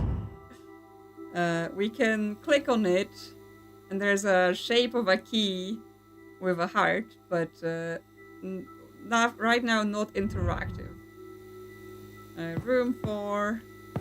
Can we go to room 1? No, okay. But we can go to room 3. Okay, only room 3 right now. Okay, there's some trees outside, and then there's nothing! Oh my god, this manor is flying in the sky. That's the big mystery we've uncovered. This place is in the sky. And this room is empty, save for this wardrobe that we can drag. Ooh, it's an outline in the wallpaper. Ooh, it's a strange door. Danger! Danger. Is it like a UFO? A mine? Let me know if it's like too dark, because yes, I can see this one is a bit dark as well. Floating trees as well, yes. Okay, so there is a code made out of mysterious symbols on this lock. So we need to figure out what the symbols are. Anything on this wardrobe? We can just block ourselves in this room. We can't actually open it or anything. Okay, so where can we see some symbols? Are there any symbols on here? Kinda, like if we look at this key, right, it does have some sort of shapes showing on it, but I'm not sure there are shapes that we can recreate. So it's like a kind of a backwards 3 on this side. Then a kind of a sideways L. And then like a little wiggle at the bottom. I'm not sure that helps. I'm not sure those were the symbols we could see there. Alright, because then there's like the darker single piece, really. And some things in the background. Okay, well, let's go see if this... I assume this door still doesn't open. Let's go see if this adds up to anything here.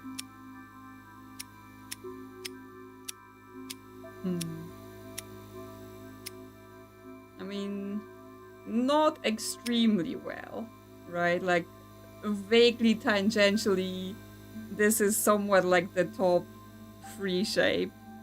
And then this is somehow like the middle section I said that is kind of like an L.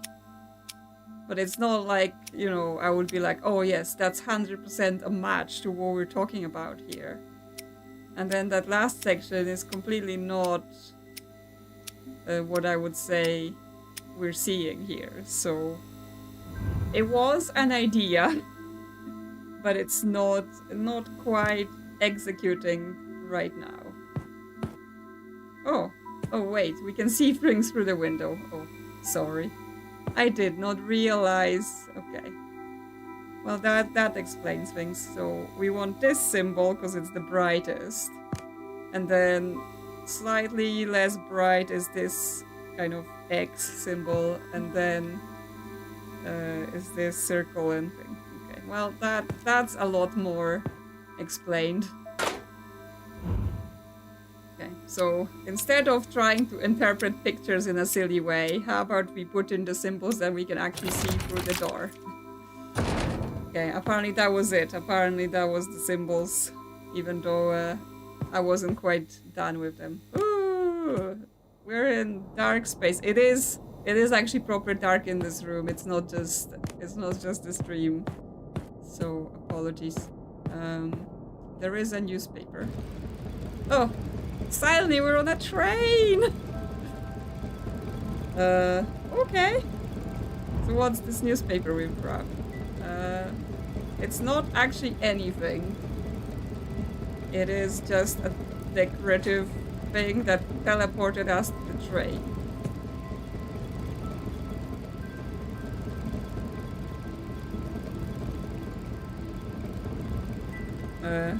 Such a large closet as a small room.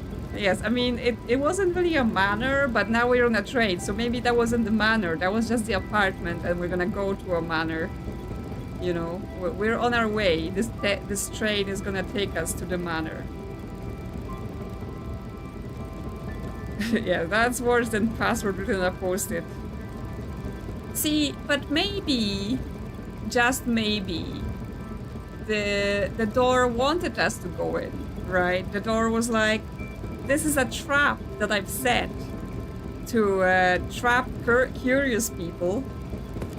Okay, the 3 distinct species of trees. There's a triangle tree, and a circle tree, and an umbrella tree. I can already see them as we pass, right? And here we have a code sheet. Okay, well, apparently we must take a little break because she's here for attention.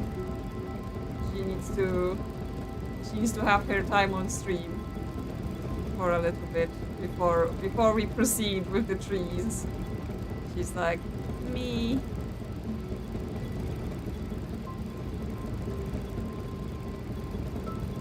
Kitty time. Kitty break.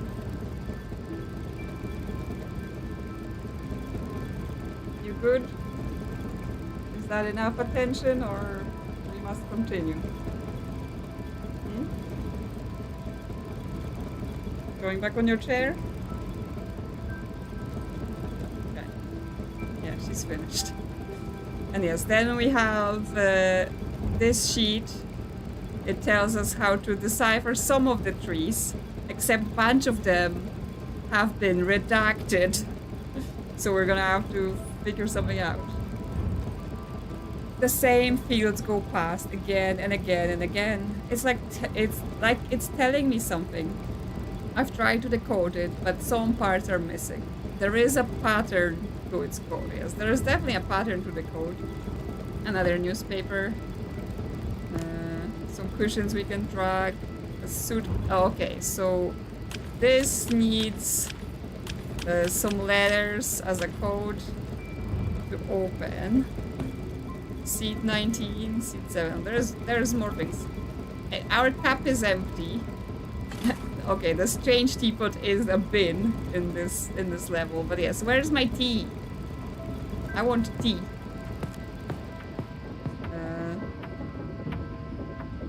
When we all first met at university, Leslie was 21. John. Happy New Year, 2001. I've got a key to the private carriage. Feel free to take it from the briefcase, Leslie, John, and Tim.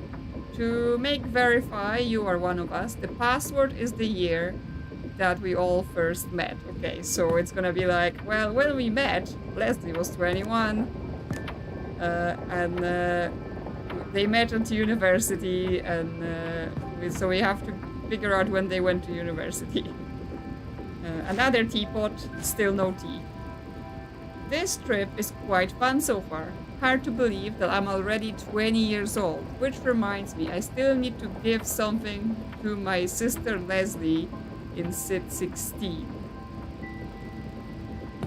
So Leslie was sitting here. I can't believe my brother forgot my birthday.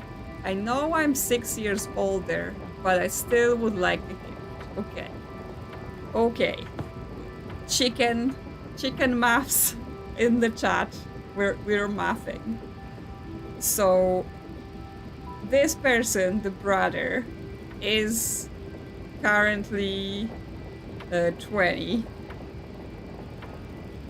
And Leslie is 6 years older, so Leslie is 26. So they met when she was 21, so that was 5 years ago. And therefore, Happy New Year 2001. So 5 years ago would have been 1996. Is that where we're going?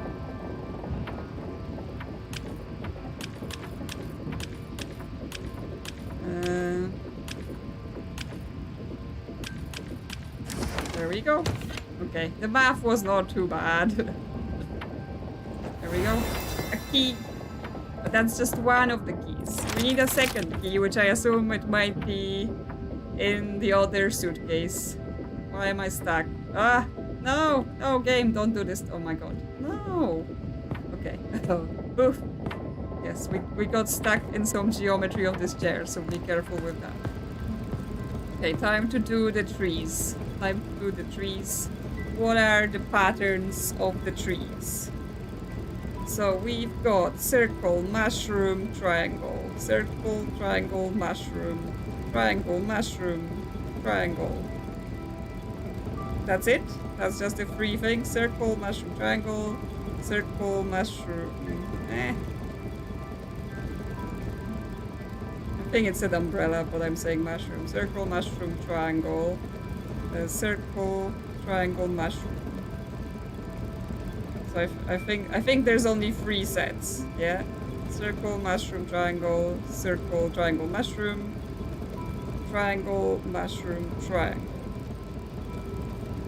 So from that, I assume none of the letters are gonna be there. Circle, mushroom, triangle. Yeah, that lock needs three letters. Circle, mushroom, triangle. Of course, it's not included. Like, an I is a candidate. Yes, it's circle, mushroom for I. But it feels like, yes, it's circle, circle, circle. Then it's circle, circle, triangle, circle, circle, mushroom, right? They're going in order. Because then it goes circle, triangle, circle, circle, triangle, triangle, circle, triangle, mushroom, right? So they're changing by 1 each of the things from the back. So yeah, if this goes circle, mushroom, circle, then this is circle, mushroom, triangle. This goes circle, mushroom, triangle, and this goes circle, mushroom, mushroom. So actually, the circle, mushroom, triangle, which is the first thing we're looking for, it's an H, according to this pattern. So I've written them the order that I've seen, right? Because there's a gap and then the pattern starts again. So circle, mushroom, triangle is the first one, and that's an H, I think.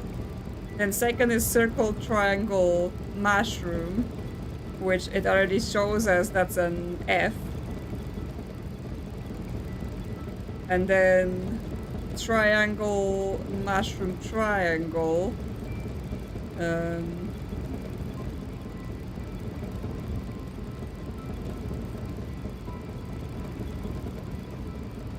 So then, is this where the... Okay, here's where the triangles start, right? So 1, 2, 3.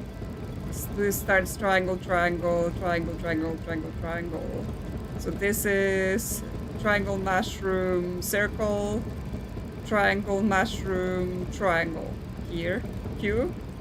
So H, F, Q is the letters.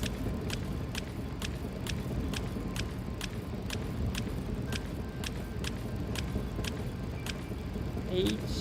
Why is it only going backwards? Oh, okay, I can actually just drag it. There we go.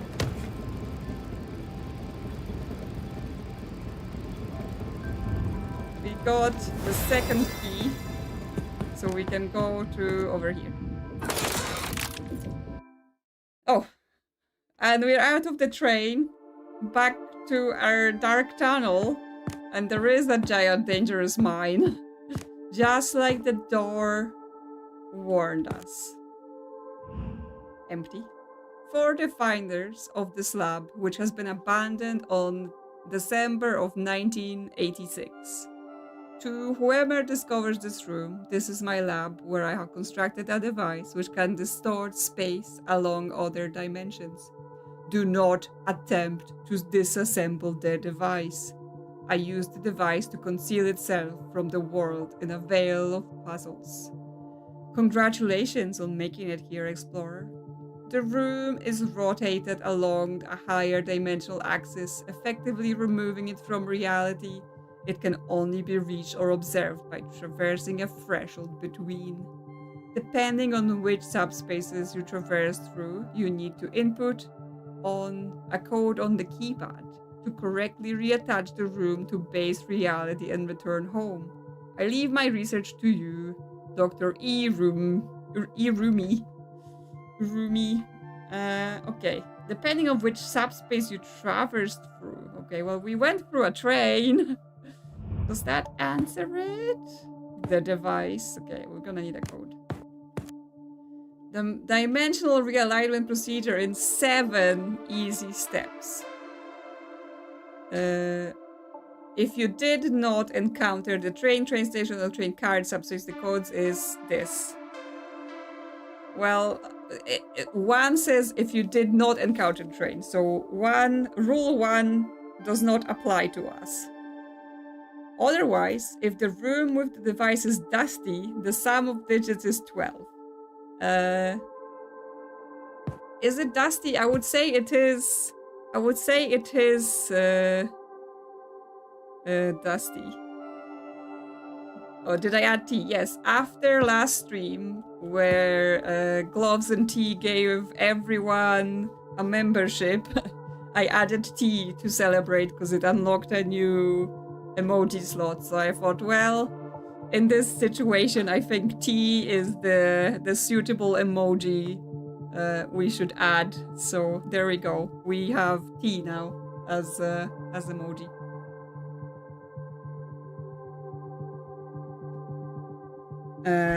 So rule 2 applies. The room is dusty, so the sum of the digits is 12.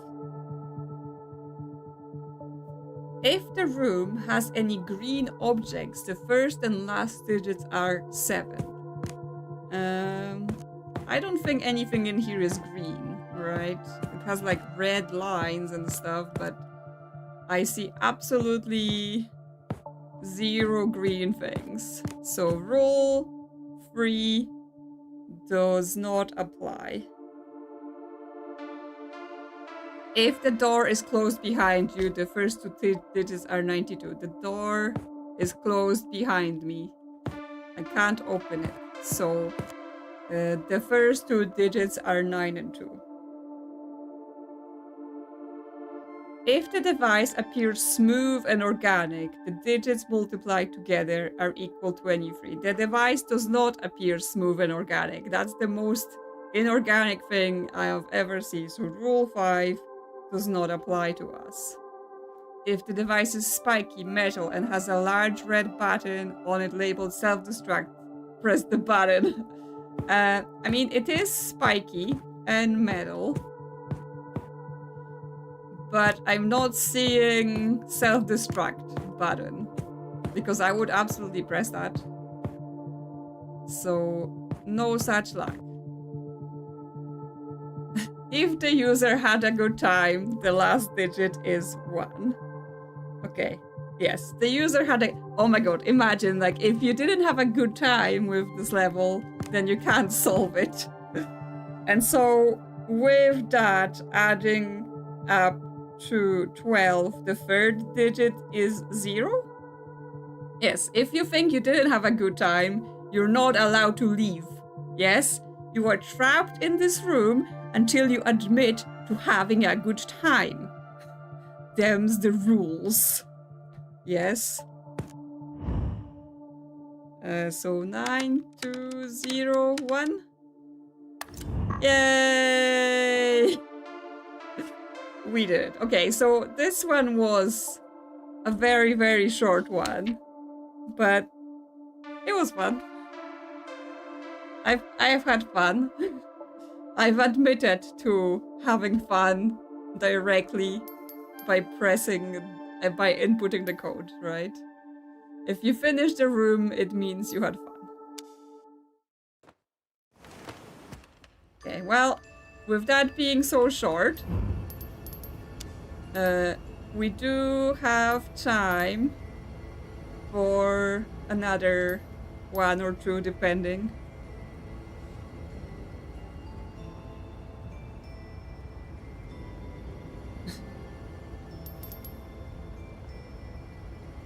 Yes, I mean, buttons are just very appealing, right? Like, you see a button, you're like, oh, you know, it gives you... It's such a good, you know, tactile feedback buttons. It's just like, I want to press. I want to press. Okay, so what else we may want? I am kind of interested in the token demon, just for it being fun. Right, it's a bit of a jokey one. So that might be interesting. So I don't know if you want anything else, but yeah, could be fun or could be super complicated. We will see.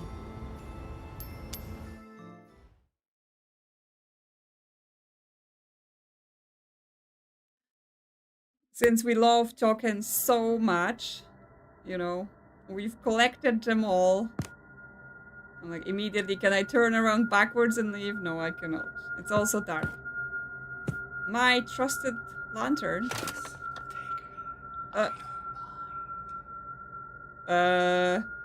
It's speaking to us. The lantern says things. I think it said, please take me, I don't mind.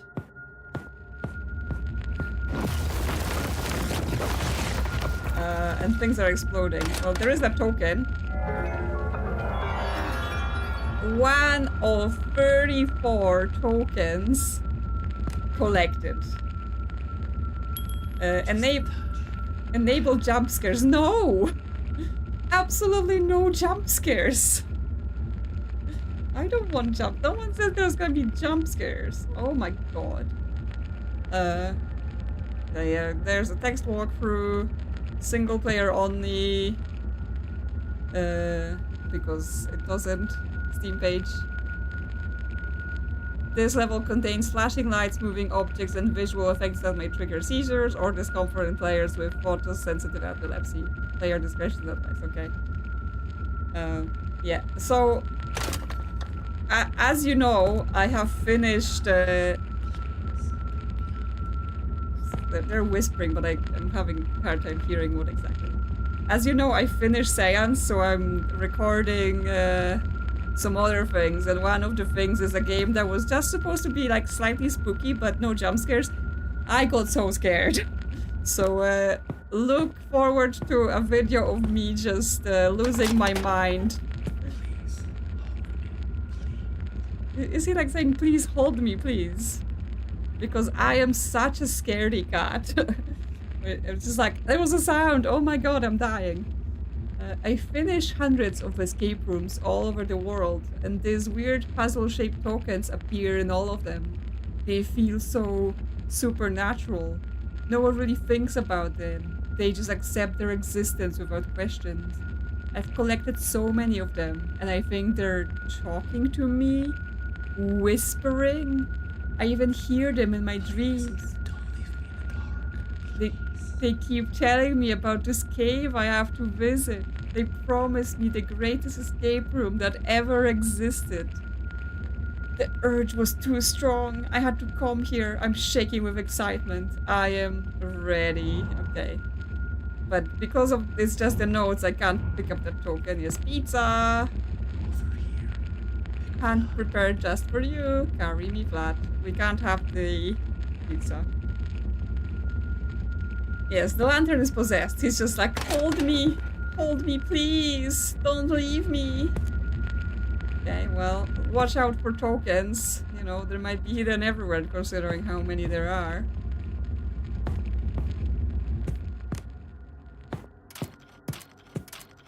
The lantern is flickering for some reason. Hi there, demons. Yeah, I'm carrying you. I'm carrying you. It's okay. It's okay, little lantern. Welcome to my humble residence. I have been waiting for you. Okay then. Hi. Hi there. I'm glad you've been waiting. There's weird things happening all over the place. Okay, the torches are giving us some sort of code. I'm trying to look around. Hey there, demons. Can I take this weapon? Oh no, they won't let me.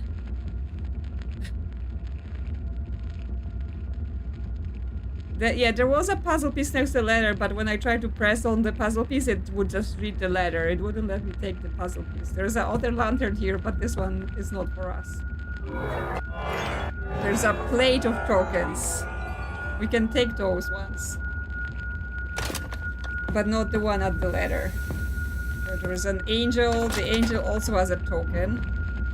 And there's a drawing X on the left side, middle left side, so I assume the window next to the thing.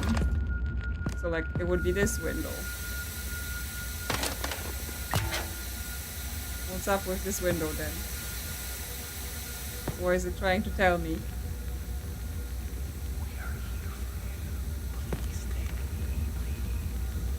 Oh my god, this lantern. Yes, this one is like near, but then they all get near when I get near the thing.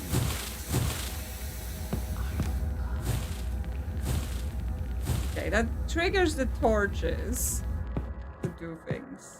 I mean, I did kind of look around in the cave, right? Kind of gave it a once over, but yes, there might have been hidden in like a corner, so I may have not seen them all. There is like little tools. We can't take. Oh my god, there's a mirror. I got scared. A little bat. Some chains getting cooked. Okay. What does this torch want from us? So based on this picture here, right, we have to approach the middle left window. Or do something with the middle left window. And when I approach the windows, then the torch does a thing. So it does like 3 flashes. Okay, fine. I'm going back for the puzzle piece. I'm doing it. Okay, you can click it here. Fine. It's done. Yes, I'm not seeing anyone's like behind this thing or in the back of this cave thingy. So I've got this one. Because I guess yes, you can't pick it up from the distance. Yeah, I'm holding you, little lantern. So good. So yes, this torch was doing 3 times. Can we like ring this bell? No. This needs a key. Okay. There is a vase, we can't pick it up. What's going on with the window then?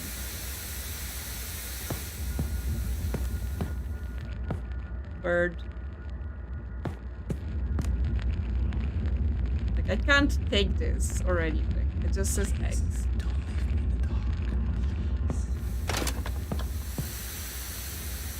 Is there anything there? If we throw our lantern at it, does it work?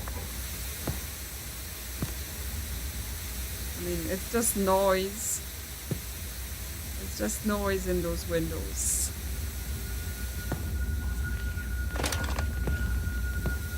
But then if we approach the other ones, it also brings them back. Okay, now this torch went. So is it like we want to approach the various windows but not approach the other ones?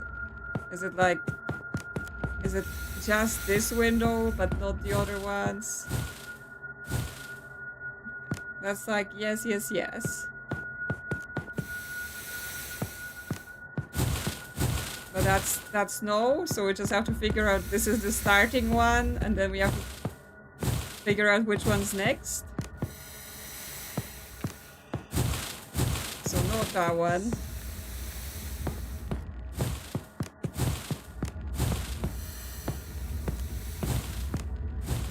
Okay. Yes, that one. Well, it seems like the two middle windows together are good.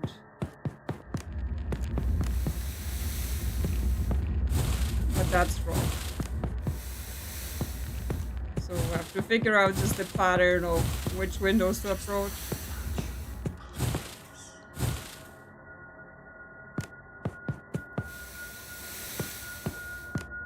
Okay, yes. And then...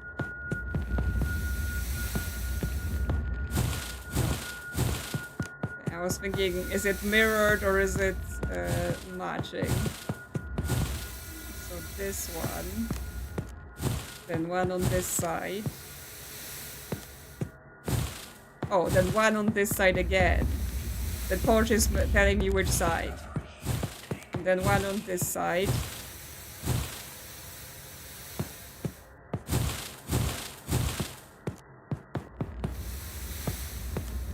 Oh, is it based on like counts? Oh, because it's doing 3.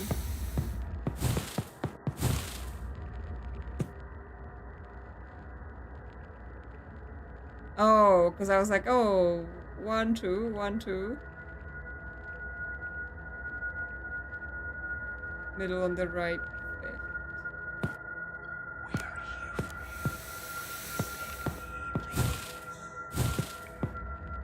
So then it's just 2 this way.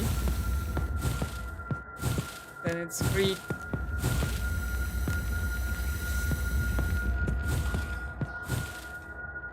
And then it's this. There we go.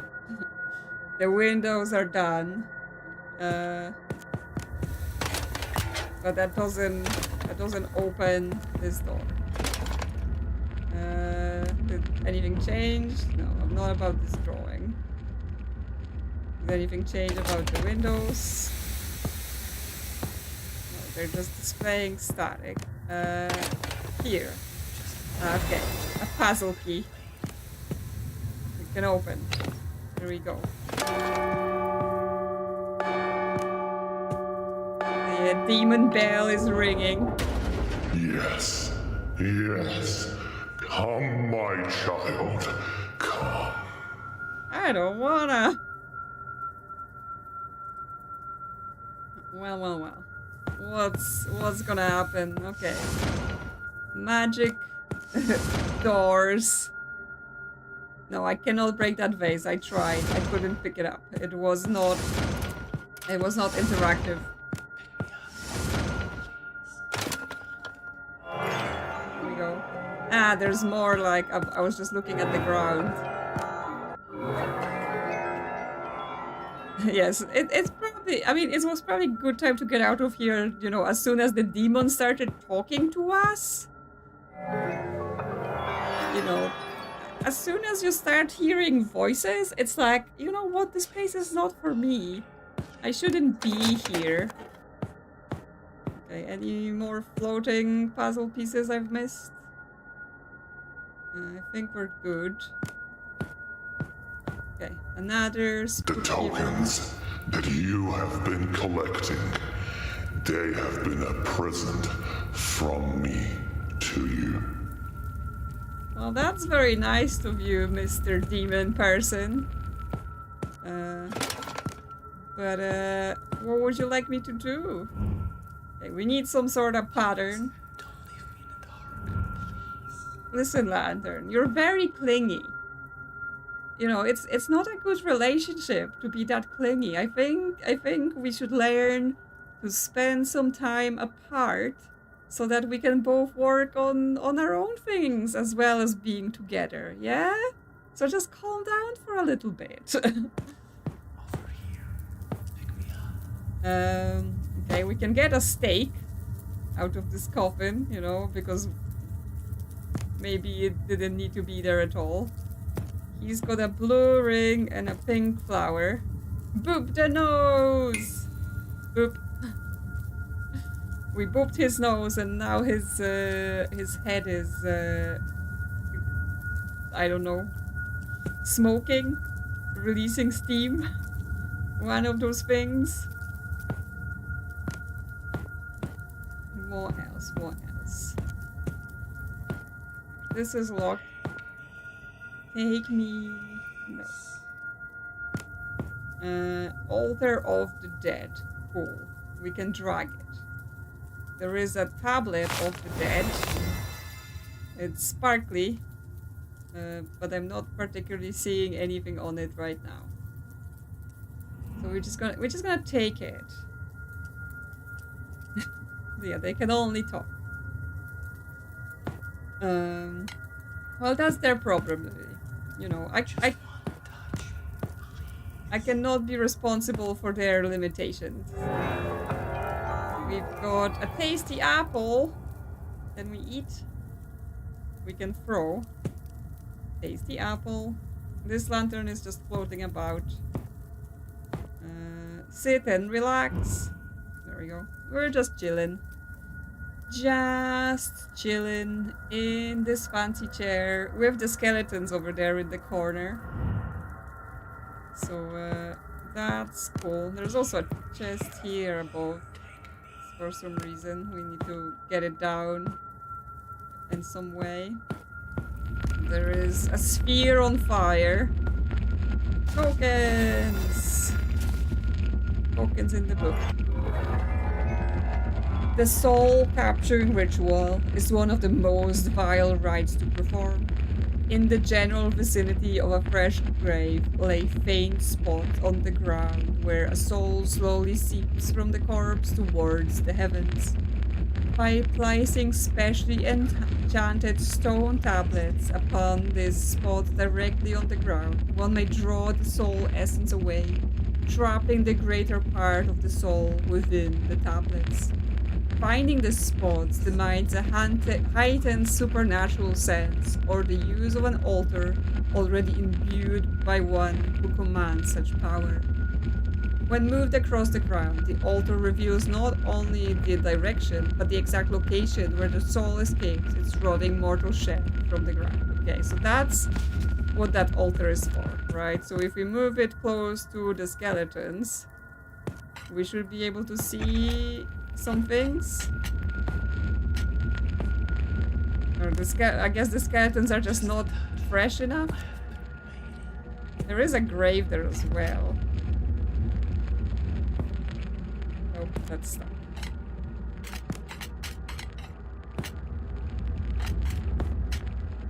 Well, it was doing a thing like in the middle here. Yeah, so here there's like steam rising when I put it here. So do I then put the stone on that spot? Like, do I have to drag the altar away and put the stone there? Yes. Okay, we have trapped someone's soul, but now this is just floating there. We can't pick it up again. Is there more? More souls to drop? Demonic golden ball. Cool. I'm taking it. It's mine now. It's demonic and it's golden, and therefore I'm taking it. I can't like put it in my inventory. I can only carry. There's a snake. Can't do anything with the snake. Does it have any tokens? No tokens. The other golden balls are on fire, so we can't touch them. Yes, just mess around with the dead. Nothing bad's gonna happen. Token! Token! We can take some blocks. Hey! Hello? Mister! What are you doing? The helmet, it is haunted. It stole our token block. I assume we wanna like spell token here. So like put it there.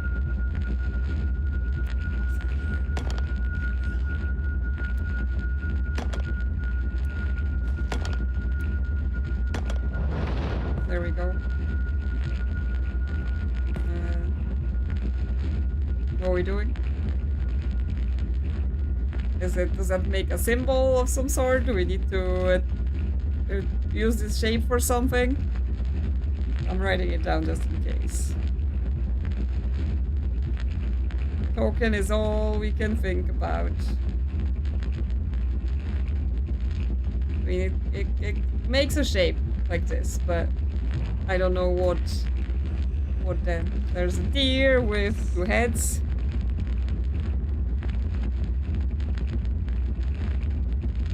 Someone recommended that I try hot chocolate with added honey. Nah, yeah, I wouldn't do that. Chocolate and honey just seems like it would be way too sweet. And I know you like your lemon juice straight, so probably even too much.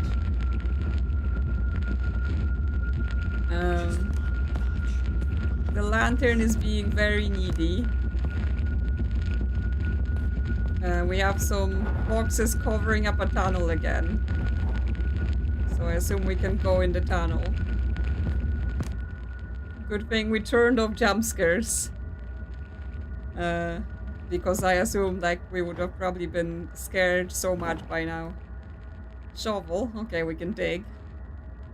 Oh, and a token. Oh, multiple tokens. Many tokens. Let's drag those boxes around just to make sure there aren't any extra tokens on the ground that we're missing. You know, it's very important that we get all the tokens. We can't have 18 out of 34. Any more? Any more tokens for me? Give me my tokens. I must have them all. I'm sorry, what? Was this here before? I don't think this was here before. I think this dude just appeared.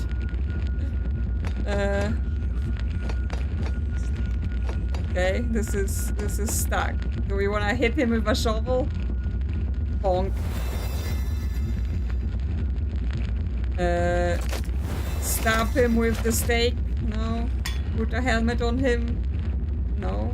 Can we get out? Okay, we can still get out. Okay, he's staring at us. Ah!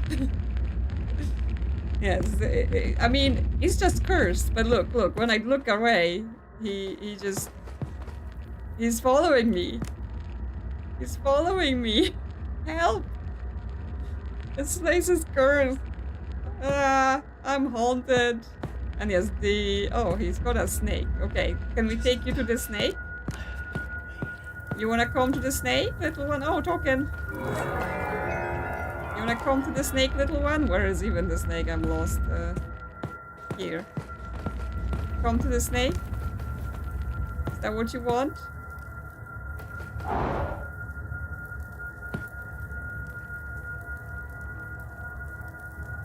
Yes, it changes the symbols, but I'm not sure it's like a thing because there just appears like long and random, but yes, it's got a... Oh, now he's got a different thing on the back. So first it was snake. Now do you want to go to the shield? Right, because it hasn't just randomly changed. You want to come here? Come here. Good boy. Good boy. Good boy. Now you want to go to the coffin. Yeah, okay, let's go to the coffin, little one. Come on, come on. What are those things? Why is this here? I haven't seen it before. Okay, anyway. Yeah, this is the coffin. Okay, that's it. You've been everywhere you wanted to be? Okay. Goodbye, friend. Completed. Yes, they got us a second stake. So I assume we're gonna be doing more stake. Like, what is this? Like, we can't interact, but it's like, it's something. It's something. It's this guy. His head's still smoking.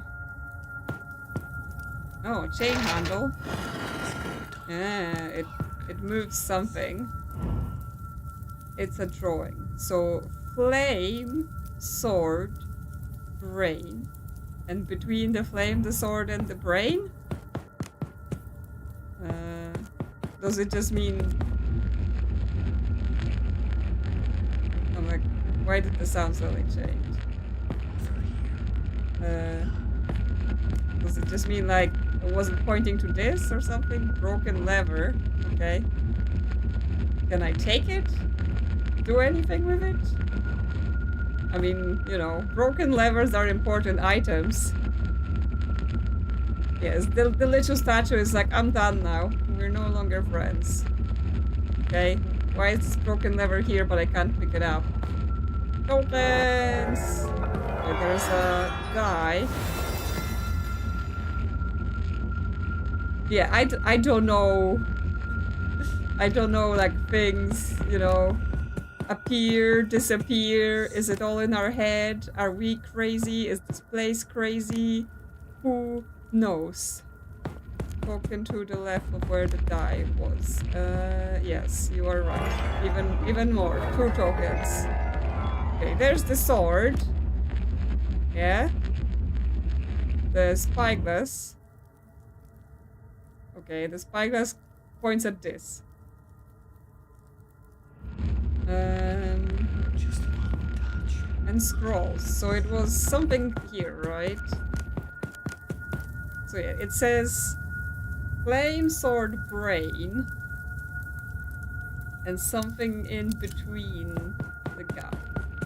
So here we have flame, sword, brain, right? The scrolls represent... Oh, we can crawl under here and get a die. But now I'm like, you know, if we crawl under things... Thank you for finding that. Here's a token of my appreciation. Seriously, demon guy. Oh, big token. Massive token in our face. Oh, there's something behind here as well. There's flying things behind this wall. But, can't remove those stones just yet. So now we have 2 die. We're here for you. Please take me, please. Is that tokens or is just this lantern?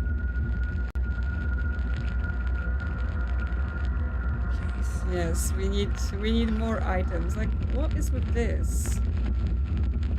Because it's given to us as if we have to do something here, but we can't right now do anything. We do have a shovel. Right, do we dig up this corpse that's supposedly escaping? No. Flying lanterns. The spyglass was pointing at this lantern here. And we have the demonic golden ball as well that we took from here. Just a touch. Just we like throw it, knock things over by the power of it. No, we're not playing like bowling or anything. Is there a button behind it? Yes, there is. There is another stake. Maybe I can dig in the grave. Maybe. Can I put the ball on this? Let's see. Let's dig. Oh yes. There's a chest. We have dug up. Oh, there's another tablet, so we can trap more souls if we can find some souls escaping from the ground. Anyway, around here. Any souls that I need to trap? Or any good souls for me today? Dear souls. Where are you hiding? Because I assume it's not 2 in the same place. I've not seen like an extra grave or anything like that to be using this on. Yeah, it's not.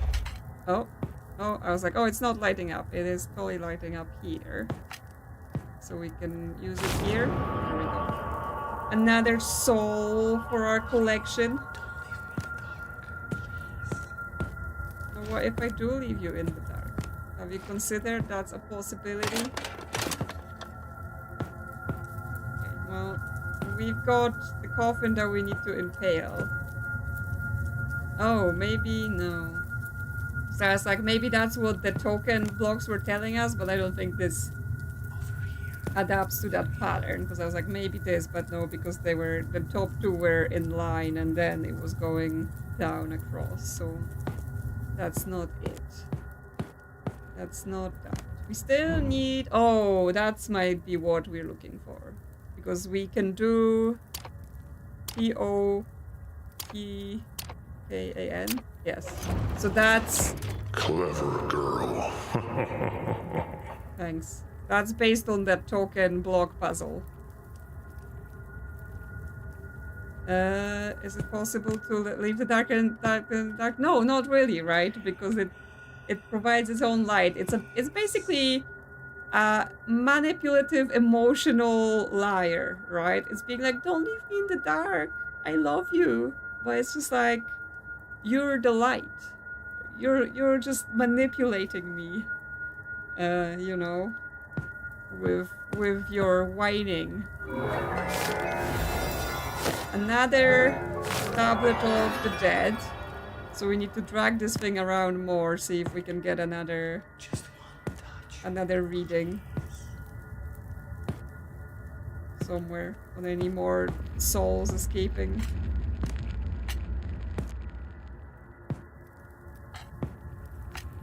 There are like places with like ground that's fresher. Could be corpses. But there's nothing near this grave again. Yeah, don't listen to the lamp. He's just a big liar. He's just trying to manipulate you.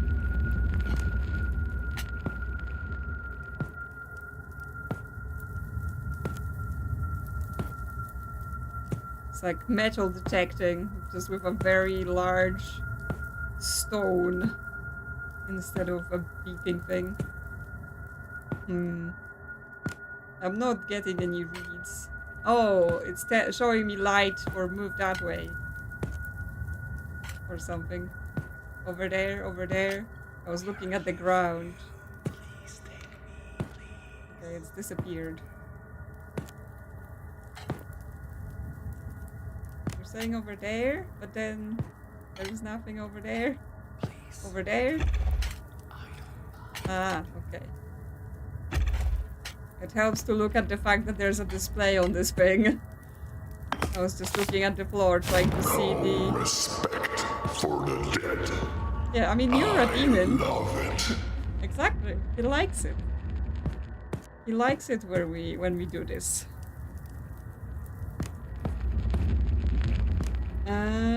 Okay.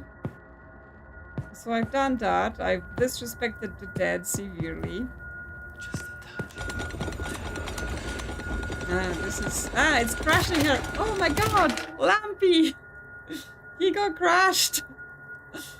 Oh no. I'm sorry. I didn't mean for that to happen to you. Okay. Gambler's demonic dial. Okay, get our tokens. That's 30. Okay. Where is this going? Is it... Ooh? Something lit up as I went past. On this chair? Like, what happened? I didn't really see what was going on.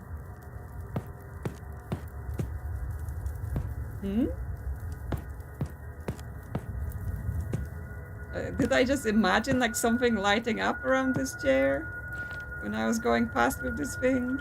Did I go crazy? Oh, I guess it goes maybe where the die were? No. It's very small. It has spikes. So it fits somewhere. But where is this somewhere? Because like we now have kind of two orby objects, right? We have this thing, and we have this big orb. One goes in our inventory, one doesn't. What else is here? We have our lantern that complains a lot. We have this one that floats. We have tasty apples. Like, there's stuff behind this wall, but we can't go there.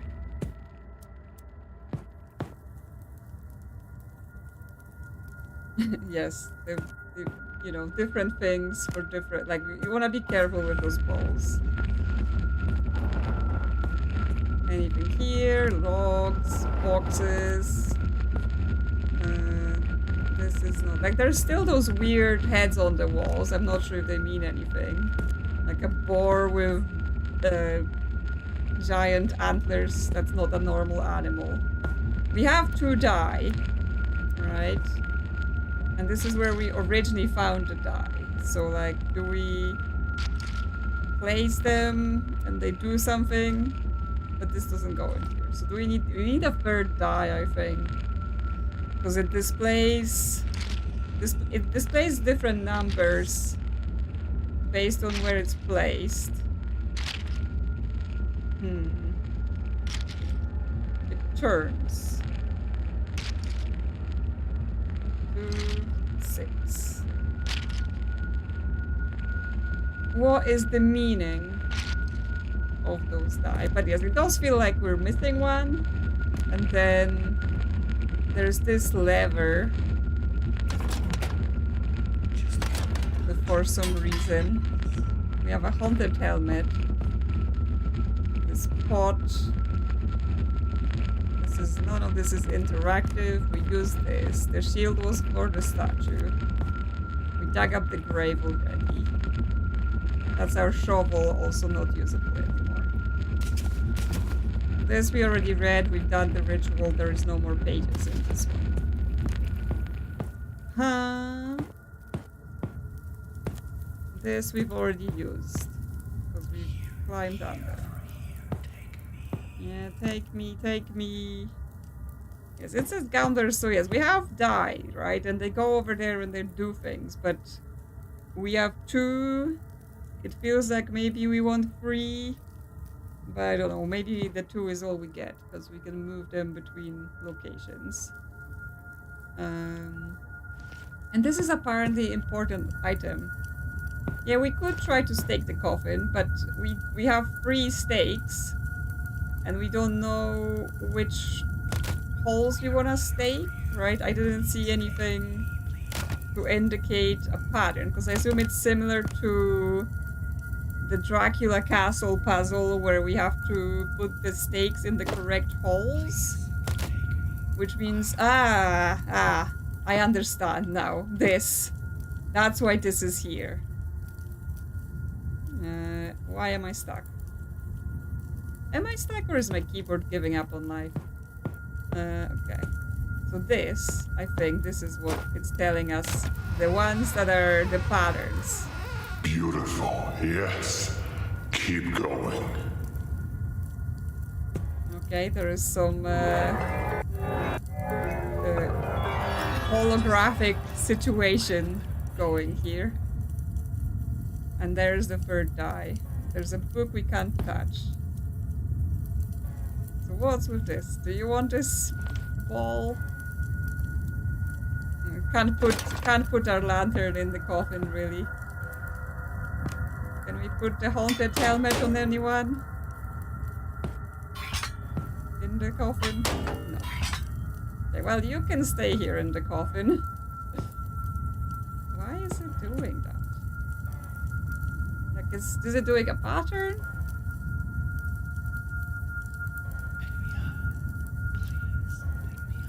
No, that feels like too big of a gaps for it to be a pattern.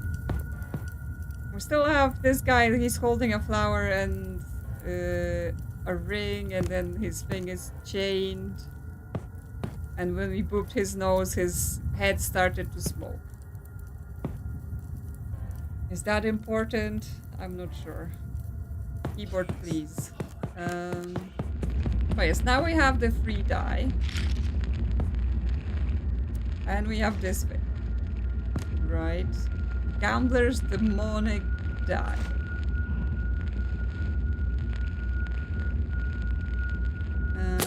Oh! Oh, okay, apparently we can do a thing. Do we stop it on something? Like if I stop it on a thing, is it gonna affect all the die? No, it's not. Huh, okay, so we have to do something with this. Because it goes through the die phases. Yeah, it counts up, right? Okay, well we can leave it in this state. And then what? Oh, it's making this thing go. It's making the rocks move. Oh, it's making a bunch of rocks move.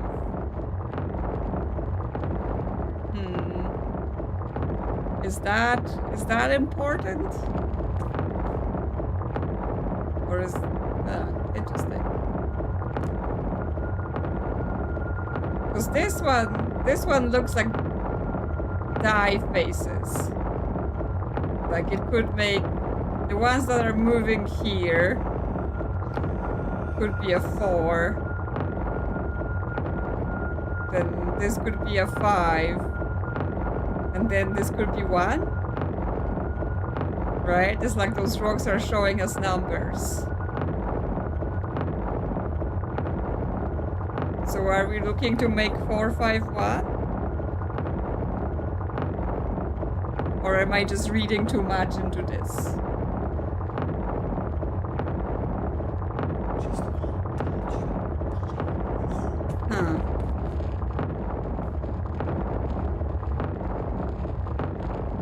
So, I mean, we do have 4, 5, 1. So then if we place it as it's displaying, no, okay.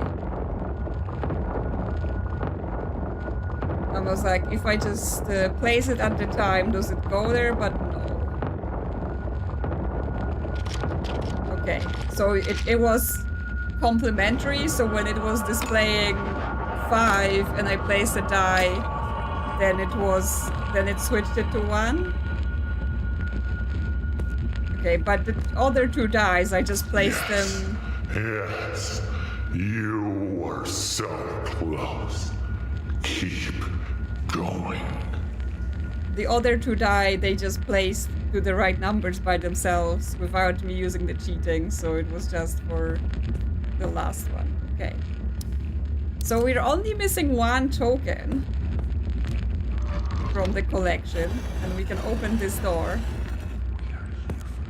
And, oh, okay, fine, Lantern Boy. I'm coming to get you, so we don't leave the room without you.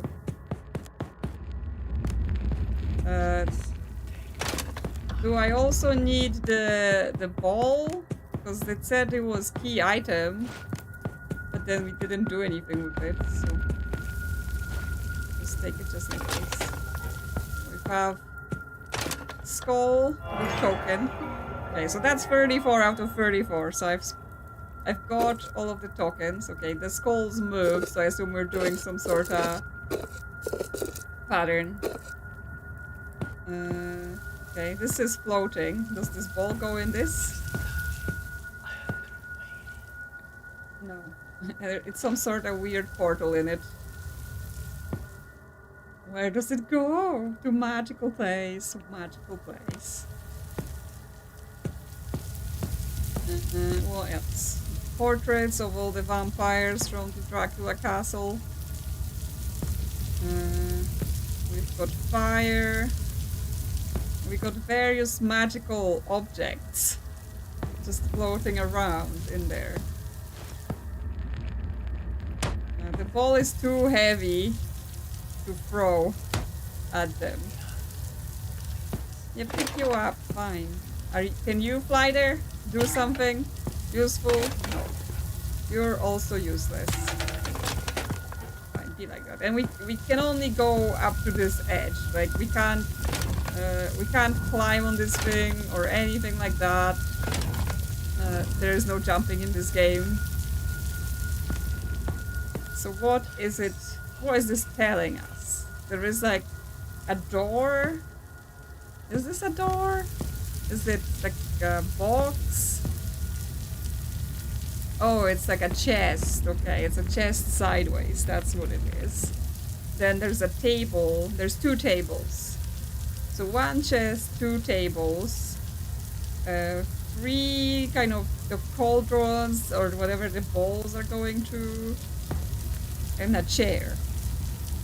And then something is setting fire. We still have the haunted helmet. That also like hasn't yet done anything. Not sure therefore what it's for. There's a second head. Can we use the helmet as a skull? Maybe. The answer is no. No. It just falls to the ground. I don't know if we can like pick up a skeleton skull. Yes, we can. We can use a skull as a skull. So that works. There we go. So now we've got a skull. So this is also the skulls from Dracula's castle, right? Because there is the vampire sharp teeth skull. There is the skull with no nose. There is the skull with a hole in the head and like, you know, alternating teeth. And there is the skull with one eye. Right, so does that somehow link to the count of items? Like, because there is, I guess, I don't know. I was like, number of legs are a thing, but then I'm not sure how would that refer to the skulls, right? Because like, how does a thing that has 4 legs count? But then, yes, there's, because the table has 3 legs, but then the chair has 4 legs, and the cauldron also have 4 legs, so that doesn't seem to quite add up. And this thing, what? Does it just have 1 leg? Or does it have 6 legs? Numbers of holes in this. Oh, you mean, like, this is 3, this is 2, this is 4, this is 2 again? Because then, even though he has 1 eye, right, he still has a nose hole. So that one is 2, and that one is 2 as well. In that case, right? So, what would that, like, how would that work? Yeah, I mean, I'm also just being like, what is the meaning of any of this, right? It's not saying anything to me, so I'm trying to validate whether I can see that adding up to anything or not.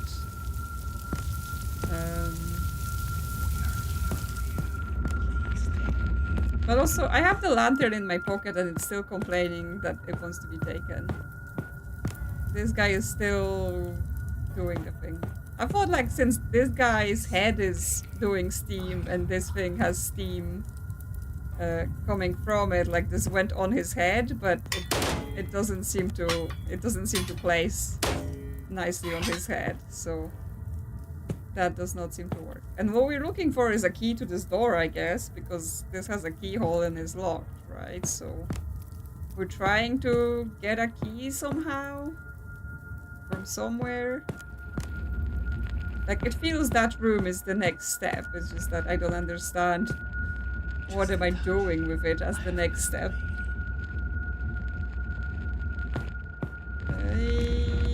Anything else here that I've missed? The ball. Can I start throwing it at things? No, nothing can really reach. And now the ball has stopped there. We can't pick it up again. So that's gone. Lost to us forever. Are we ready for another cut break? Are you ready for another cut break? So she's here for another cut break. She's just been visiting a lot today.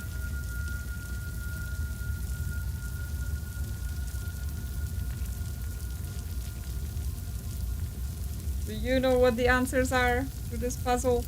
Can you tell me? No? You refuse to answer the question. She's like, I'm not dealing with your problems. Hold me, please. Well, I'm holding you. What is this hole about? It's suspiciously square of a hole.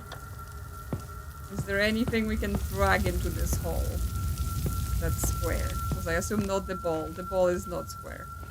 Balls don't tend to be square.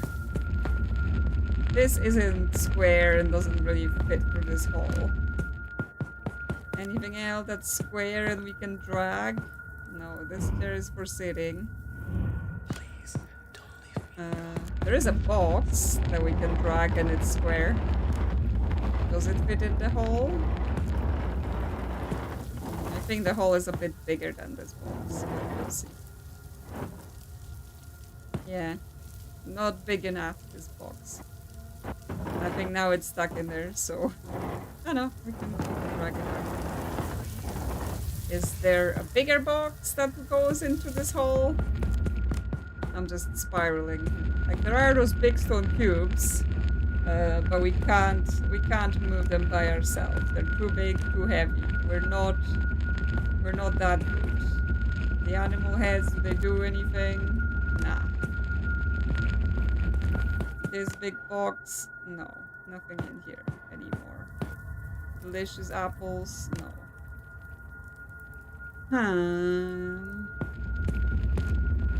Not the snake, right? We tried already with the snake. So this was going well, but it stopped going well. Suddenly I'm like, what is the meaning of this room? I don't understand. Like, definitely something with those skulls, but what? Like, if we look at this room from this perspective, what do we get? We get the cauldron on our left, then we get a chest, then we get a table. Like, is it... Because the skulls, they tilt, right? So this one kind of tilts to the right. This one tilts down. Like down, left, down. But this one kind of down and left. And this one kind of up and right. Like because things don't turn when I touch them, right? They don't like cause things to turn. Oh no, this turned. This turned. It turned when I did that. Okay, so it turned all the cauldrons.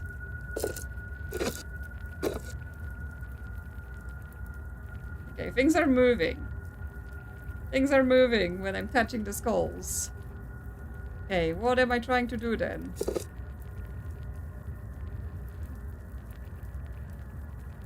Because now the cauldrons are touching.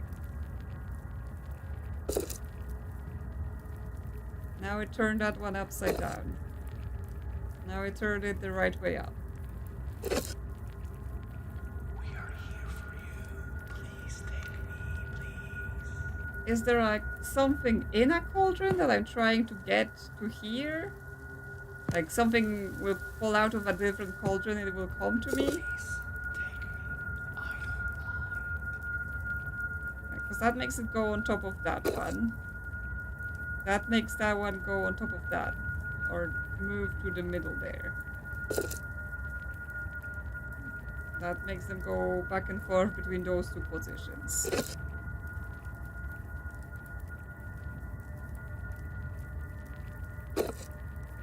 That makes it that one turn upside down.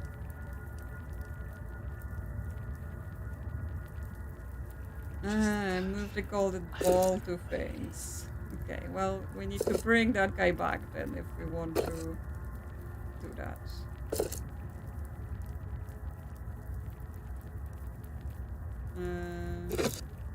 Move down. No, that turns it. No, come back. Move down. Okay. He moves down now. Where did I put the ball? Ah, okay. The ball goes in there. So now come out of there.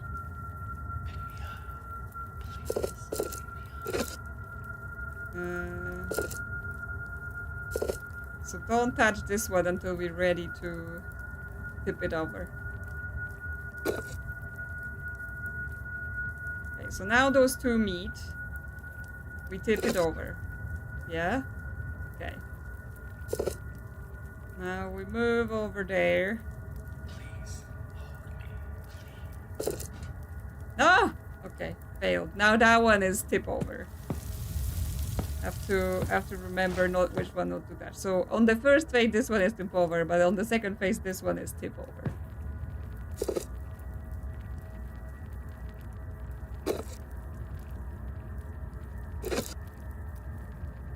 Okay. This comes here, the ball goes in. Okay. Go out of here. Please, don't leave me in the dark. Move over there.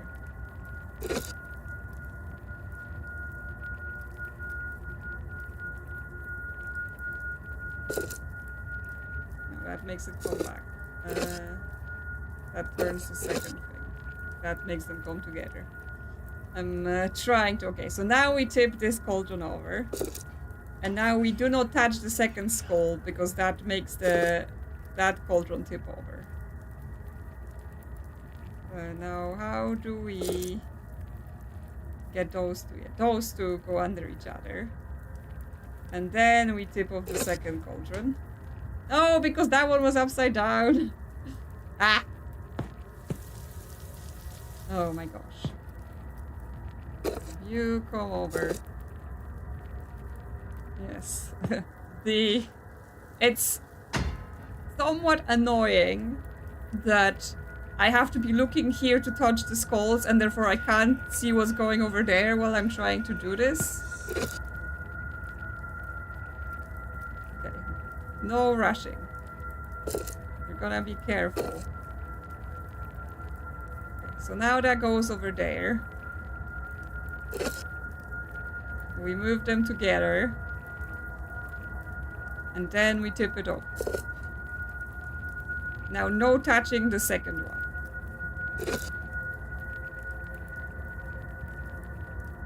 Okay, that. What makes a thing? It tips with this. Okay, yes. Now that one is the right way up. And now we can tip. Yes? So now this tips that third cauldron. So we just need to move it over. Okay, it's moving towards the fire. And now we tip it over. Okay, now the ball is on fire and it's setting the pictures on fire. Yes. Complete the sigil. Now. Do it. A bit demanding. Okay, so with the pictures now on fire, the ball is now on fire, which means we can carry it apparently and put it in here, be on fire with all of everything else that's on fire.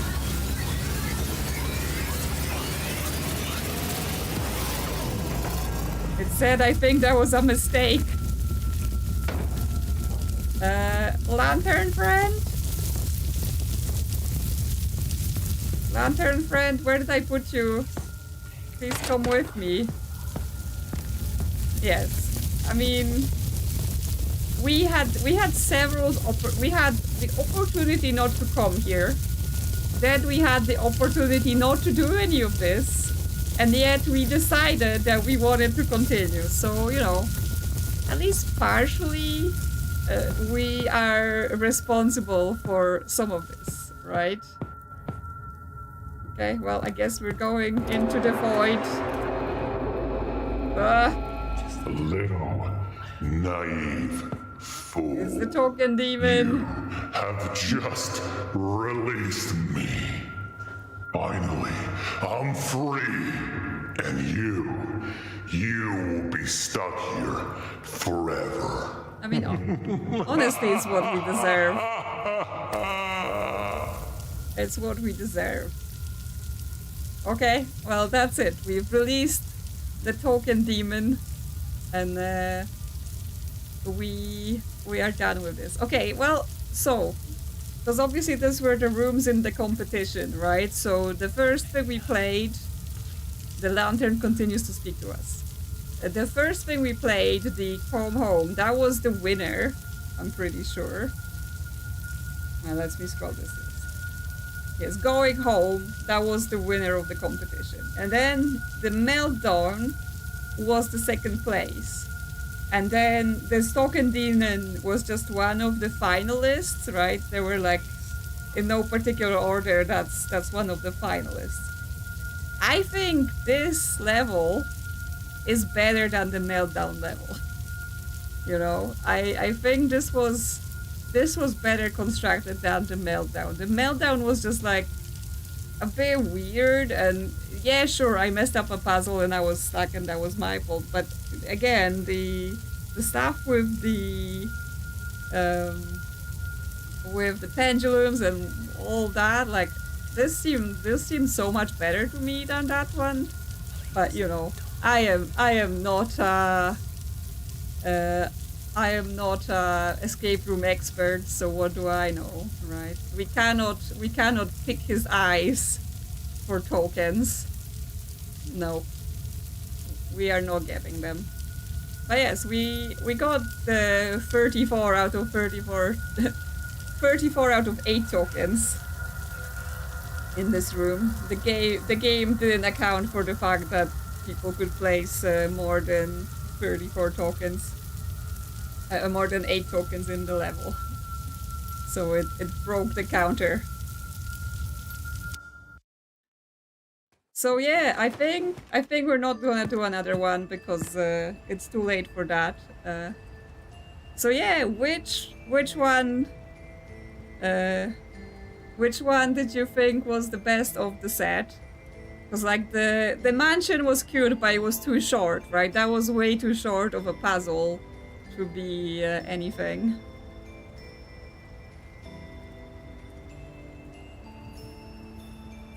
Yeah, I mean, yeah, the Meltdown, it did have like deeper puzzle design, but yeah, I just didn't think that having to count the time was a particularly interesting or engaging of a puzzle.